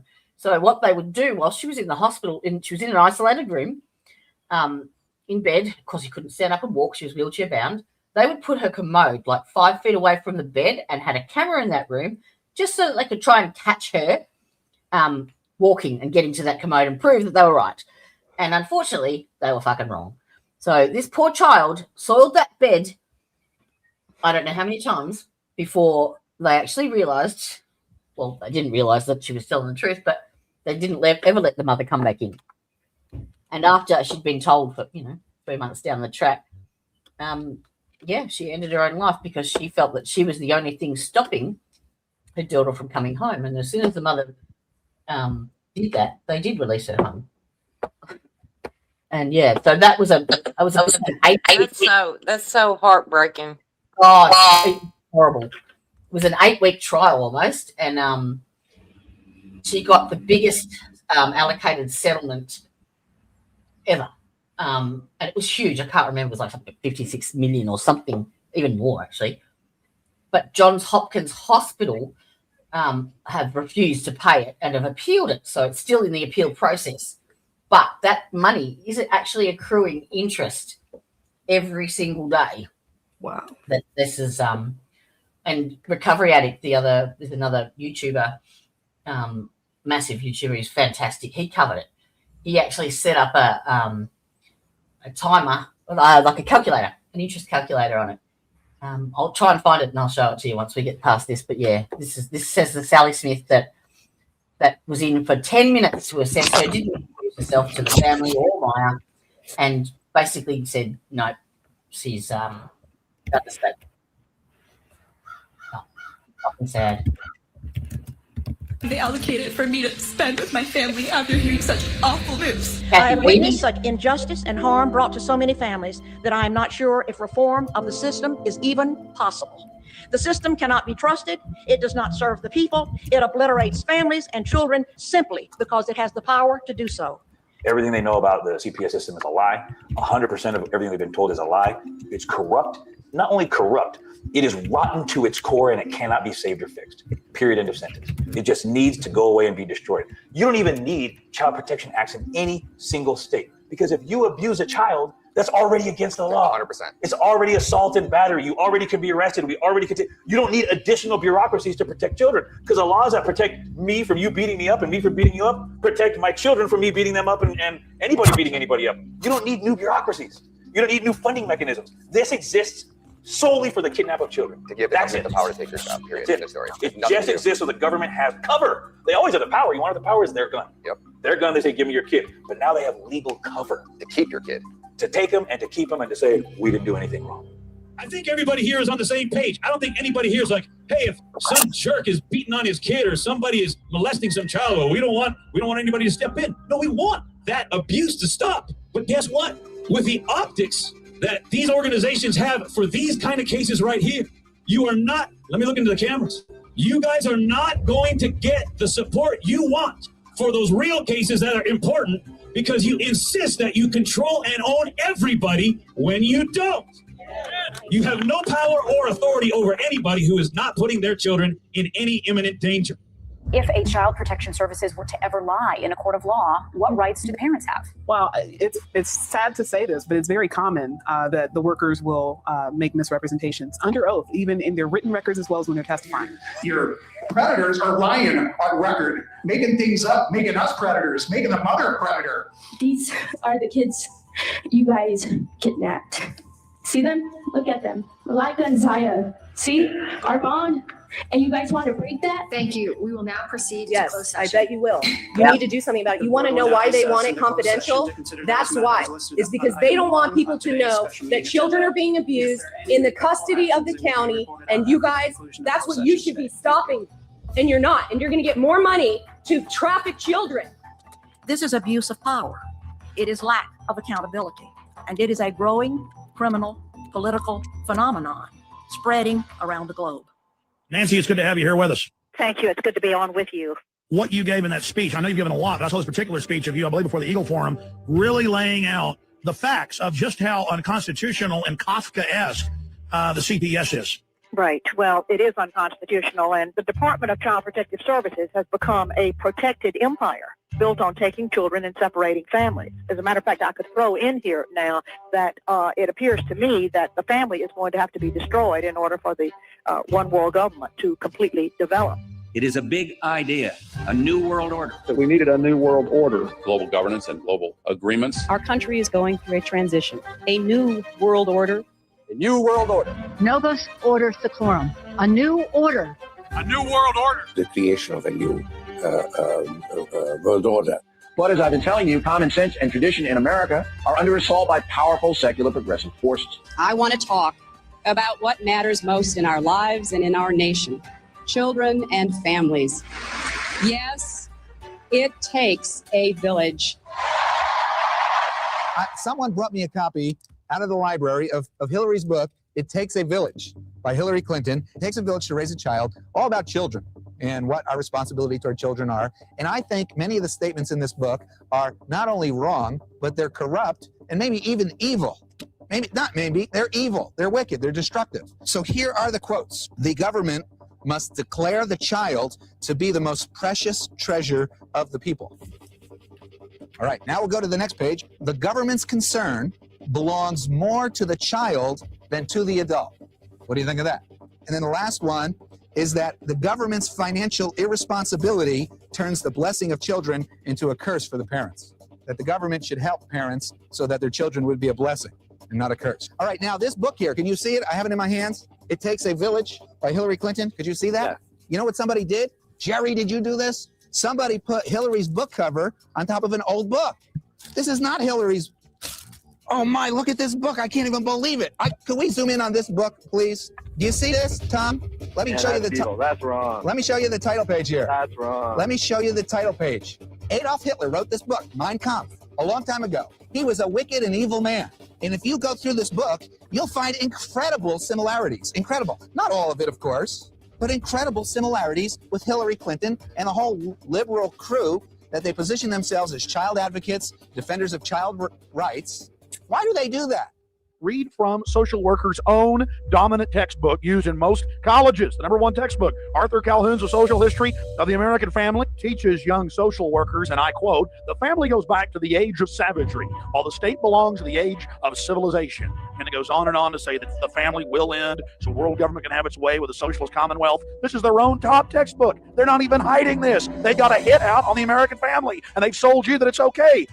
Hitler couldn't agree more. We have never invested as much in public education as we should have because we've always had kind of a private notion of children. Your kid is yours and totally your responsibility. We haven't had a very collective notion of these are our children. So part of it is we have to break through our kind of private idea that kids belong to their parents or kids belong to their families and recognize that kids belong to whole communities. Once it's everybody's responsibility and not just the households, then we start making better investments. There it is. Finally, someone said it. Finally. My kids do not belong to me. My kids are not my kids. They are the community kids. Yes. So I don't really have responsibility for my kids. I can look to the state to also take that responsibility and quite honestly, that burden from me. I'm watching this video. Now, remember, gang, this is a promo for MSNBC. This is not somebody just getting on and they can just say, oh, well, you know what? I was just kind of not really thinking when I said it. This is not a mistake. This is the announcement of where they're headed. This is truly a battle of good versus evil. Our children are the target, and millions of people in government, in our education, our healthcare systems, our mental health, our child protective systems are complicit in the agenda. And it says the family is the enemy of the state and must be broken down. The family is bad. We must destroy it. Get their children. And this is exactly why they don't want you to have access to your kid again. They don't want you getting access to your kid. This is actually part of the ASPA law. It says right here, in the case of a child who has been in foster care under the responsibility of the state for 15 of the most recent 22 months, it's a requirement. It says the state shall file a petition to terminate the parental rights of the child's parents. So if they can get your kid for 15 months, you'll never see them ever again, ever. You don't even know where they are, who they're with. You've lost all parental rights.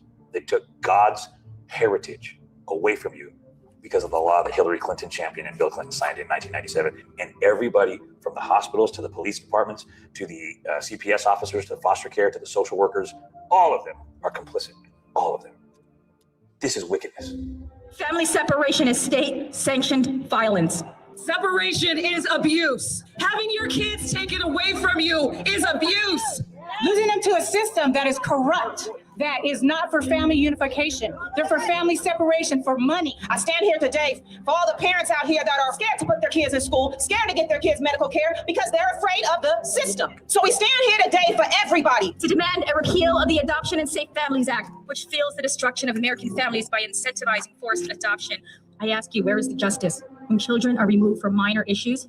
And then in the worst case scenarios, they're placed in foster care and group homes where they are starved, raped, beaten, murdered, and trafficked.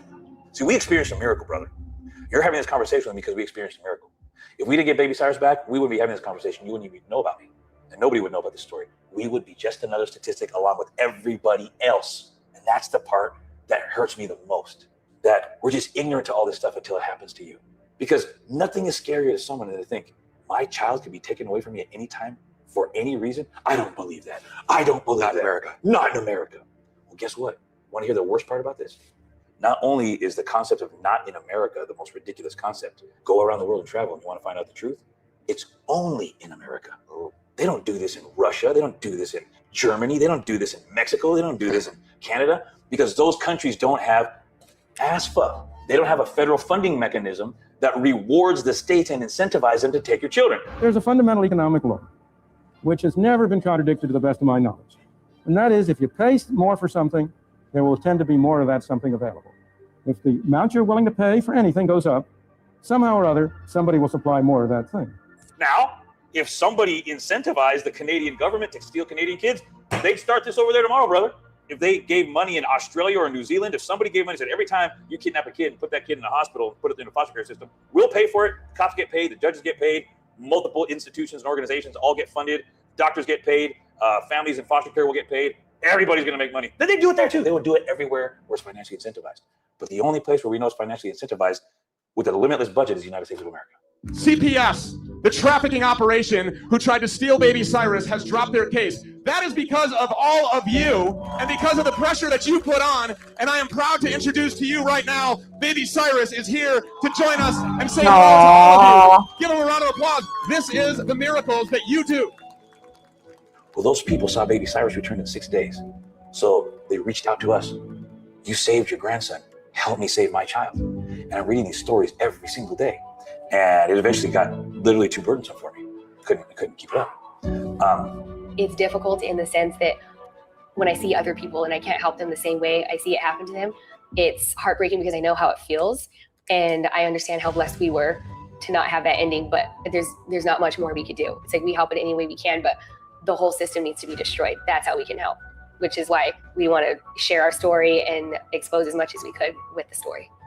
The family of Baby Cyrus defied the machine that tried to crush them, but millions don't. This is your wake-up call. CPS isn't protecting children, it's trafficking them. Funded with your tax dollars, enabled by a system that bows to white lab coats. Stand up, speak out, or your family could be next. The truth is out. Go fight.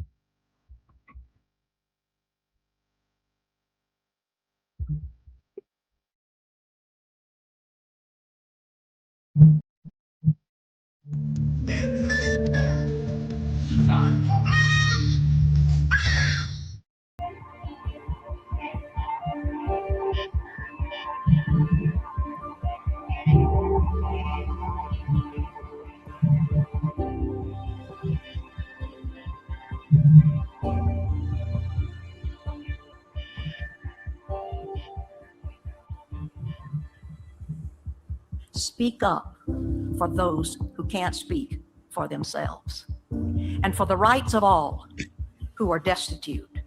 Speak up and judge fairly. Defend the rights of the poor and the needy. Thank you. Y'all need to go check that side out too, that Let Our Children Go. They're going to be doing big things. What was it? The Let Our Children Go. There's a website, and I think you can just use the hashtag, and it'll bring up content and stuff from other parents who have joined.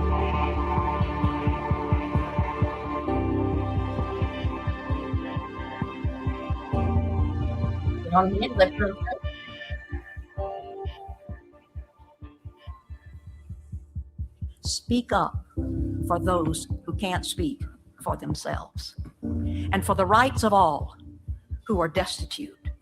Speak up and judge fairly. Defend the rights of the poor and the needy. Thank you.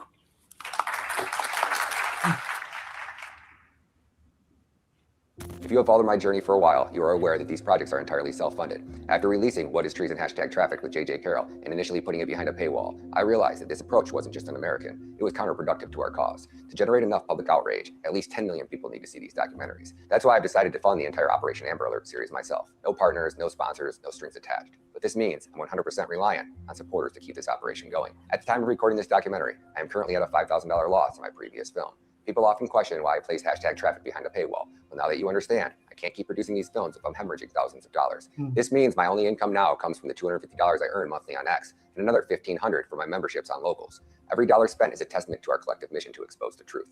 Imagine if you could, just giving a cup of coffee. That small sacrifice could be the fuel for our fight for justice. By becoming a paid subscriber on X or Locals, you are not just supporting a cause, you're joining a movement. If we can rally 3,000 hearts to contribute just $5 each a month, together we can release a new documentary every 60 days. You're not just donating, you're becoming a vital part of something much greater than ourselves. You can donate directly at givesendgo.com/RyanMattaFilms, or head over to X at Is that it? Ryan Matta Media and click the subscribe button. That's his X account. And like you can join and hit the like button and the share button, and all those things are free, but it still supports the page and it still helps provide income and get exposure and more eyes on the cases. Yeah. But there was another site. Any support is welcome for any of these things. You know, The slightest little things can make the biggest difference. Yeah. There was another site you were referencing, though. Together, we can shine a light. Oh, it was just the Let Our Children Go. Hashtag Let Our Children Go. Here, I can talk I don't know if again. you noticed, but we. Oh, so it's just a hashtag? Yeah, it's there's a website too. You can look up the website. Her braces are donated by friends of mine too. Really? You're making no one leaves here without a beautiful smile. Ah, yeah. Ladies and gentlemen, YouTube I stand rejected before my you comment. not It just to won't let share me a type it story, in. but to ignite a spark of compassion, a flame of action in each of our hearts. I want to talk about men like Bob McDonnell, an American patriot whose heart beats for humanity beyond borders.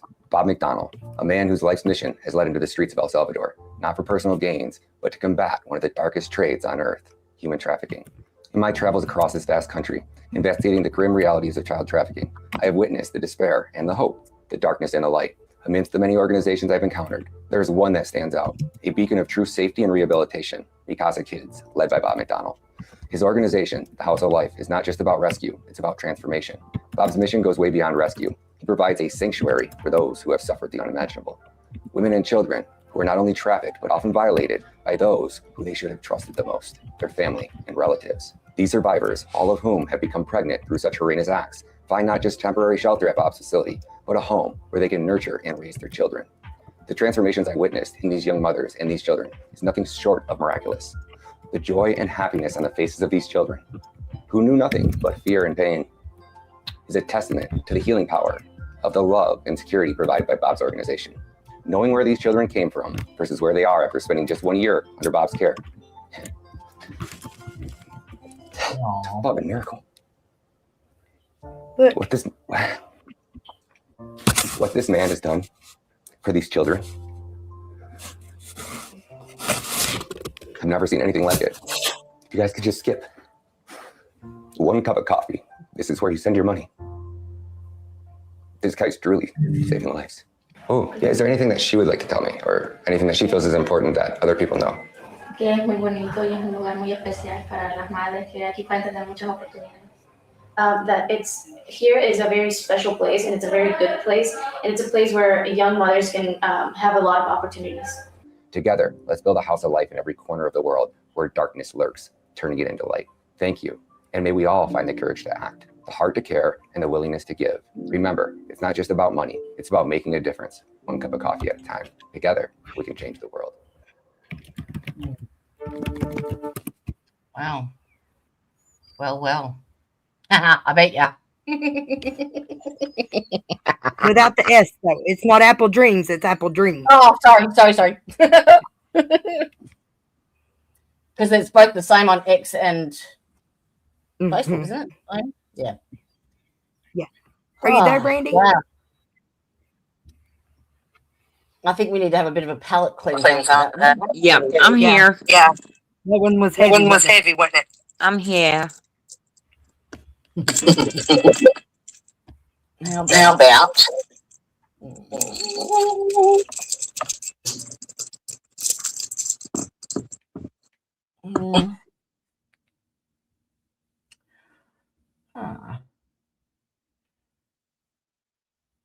My brain's gone pew, out the window now. Fucked off, gone. Oh, now I did mean to say, Tyre. When I started the stream, you know how I said we could share it to your X account? It wouldn't allow me because it wasn't a premium X account. So I had to take it down. Sorry.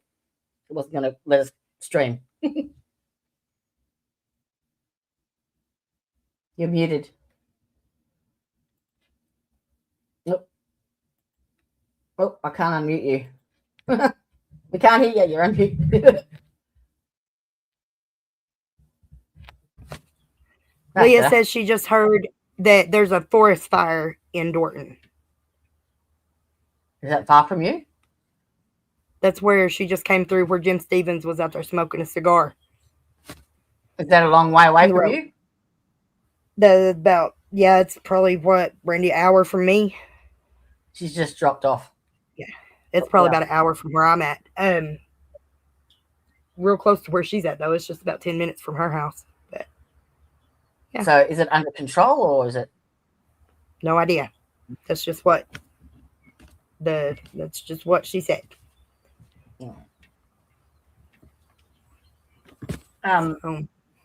So did you hear what I said about X? The premium account? Yeah. No, I didn't know that I needed to do that because it's been letting me do it. It's been letting me stream it. No, I know. It wouldn't let me do it either. Because I don't know. Saying that premium account. It's okay. I can upload to it. I can take clips and stuff and get it moved over. I've been sharing a lot of stuff over there too. What's the price difference in a premium account? I don't know. I ain't never looked at it. Never needed it. It never told me that before. No. So, but I don't know. What you know. But I'll look at it. I'll check it out and find out what the deal is. Do you want to explain what the funding, the Title IV funding, is all about, and how that becomes that cycle of profit, basically? Yeah, well, we will. Not right now. Let's just let it sink in a little, and then I've got some notes and stuff for it, and some research to share about it. But we've got a couple of guests, and because the Title IV, it's not just for one person or just for the parent, foster parent. Like, people pull from the Title IV funding for many different reasons. So every time a child goes through the system, no matter what it's for, they're making money off your child. So what is the Title IV? The doctors are getting paid. That's what he was saying, that the doctors are getting a big kickback. Every time they call CPS, the doctors are getting a big $50,000 paycheck, $30,000 from the Title IV funding. That's what pays it. That's what pays them to do this. Pays the doctors, it pays the judges, pays the lawyers, pays the guardian ad litem, pays the child services, even people who just go in to try to get a mediator and the court to help them work out custody amongst themselves. It enters that courtroom. Guess what? Everybody that works there is going to start receiving Title IV funding on your child. Like, congratulations, you now belong to the system. So is that something that's Medicaid, or the government pays it? That's what it was saying, that this was set up and created by Hillary Clinton and them, and these foundations, these globalist foundations. They created this system that is just for that. And we've been finding out that they've been pulling from other programs like the Social Security program and the disability program and all these other things to feed the Title IV funding because they needed more money for more kids. I just don't understand. And you wonder why we're running out of Social Security benefits and why everybody's getting their disability checks cut. And something that Brandy pointed out, they changed the rules so that your disability or Social Security now counts as income and you can still receive the Title IV. So they're taking from the fund for the Social Security to put into the Title IV to give to the same people that are drawing a check on the Social Security and the disability as an income. They're also making money off your children too. But not just the family. The doctor's involved, the psychiatrist that's involved, the counselor that's involved, your school is involved. They all get kickbacks out of it. It's a multi-billion-dollar industry.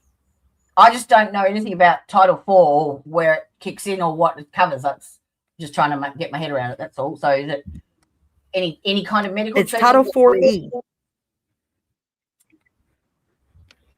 There's reimbursements for travel expenses, just the care of the child for like the basic, like in-home stuff. But then it's when the officials are getting paid, it's the doctors and the judges and the lawyers and them that are making the big money off of it. The CPS workers, they get extra money when they adopt. If a child gets adopted twice in its life, they get a bonus amount. They get a bonus for displacing a child more than once in its lifetime. Excuse me. So I don't want to get too much further into it right now. I need a break. I need to process. Yeah. That was hard. I miss my kids.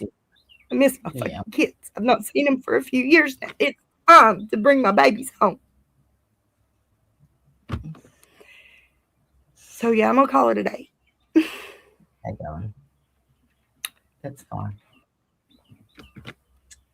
That's twice in 2 days. I've made you cry. I'm sorry. I've been crying all through that show, all through the movie. Yeah. It's just wrong, fucking wrong, and I just hope that, you know, you doing this actually fucking makes a difference, because, you know. I hope so. Yeah. Yeah. It's our only hope. Well, it's our only hope. My love to you. Hang on. Thank you for coming. Okay, I'm going to go ahead and click out. Bye, guys. Give my love to Brandy. I don't know where she's gone. And yeah, she messaged us now. I haven't checked it yet. No worries. All right. Oh, there she goes. All right. It was very heavy, and we've had so much more on our list of things to get through. But that's okay. We've got plenty of time. It's not going anywhere. All right. Thank you again. Now I have just put I've pinned a link to the top of the chat, because Sabrina her civil case starts on the 3rd of March at London in the Supreme Court. And I think if Brandy is able to, she was thinking of going out there to support her. She has spoken to Sabrina, and Sabrina's asked us to share her link for funding, because she's pretty much out there on her own. She's been fighting this battle for 5 years. 5. Despite losing her co-defendant, Jen, under suspicious circumstances. She's stuck through it, and she's seeing it out. So, yeah. She's more than earned our support, I think. So if you can, either financially or, you know, in person, or even just send her a message, you know, thinking of you, got your back, we're here together. Yeah, I think that she would appreciate that. All right. Well, what's on for the rest of the week? Well, we may, if we have a chance, we may do another stream. I think we will do another stream on it, because we have 2 people lined up to come in and speak and tell their experiences with CPS and a few other things as well. And later on this week, probably either Saturday or Sunday, we are going to have a fun stream for once. Yay, a celebration stream. So look out for the thumbnail. We are going to have a 2K subs stream. Yay! With prizes and guests and fun shit. All the good stuff. Yay! So, yes, stay tuned. That'll be probably the weekend, no doubt. Yay! I think we need one. Hey, I think we need one. Last time I checked, actually, we were, I think, only 12 subs off. Let me have a check. Where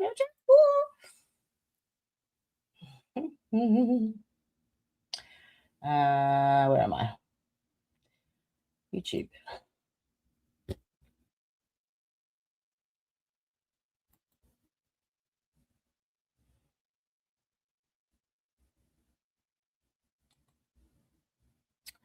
Oh, how do I share that?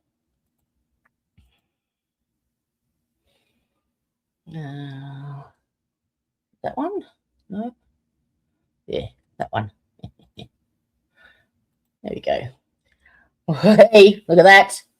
11. 11. Come on. 11. Click that subscribe button.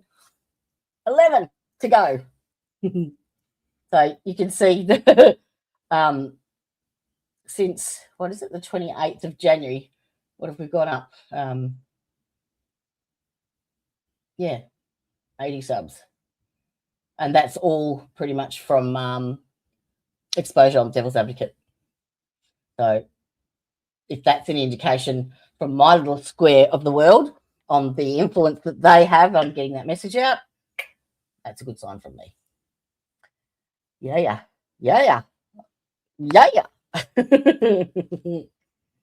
All right. With that, I'll leave you. Again, stay safe. If you can't be good at it. Oh, hang on, let me get rid of this shit. Remove. Can't be good, be good at it. Be nice to your mother. Because. And hasta la vista, bitches. Bye-bye.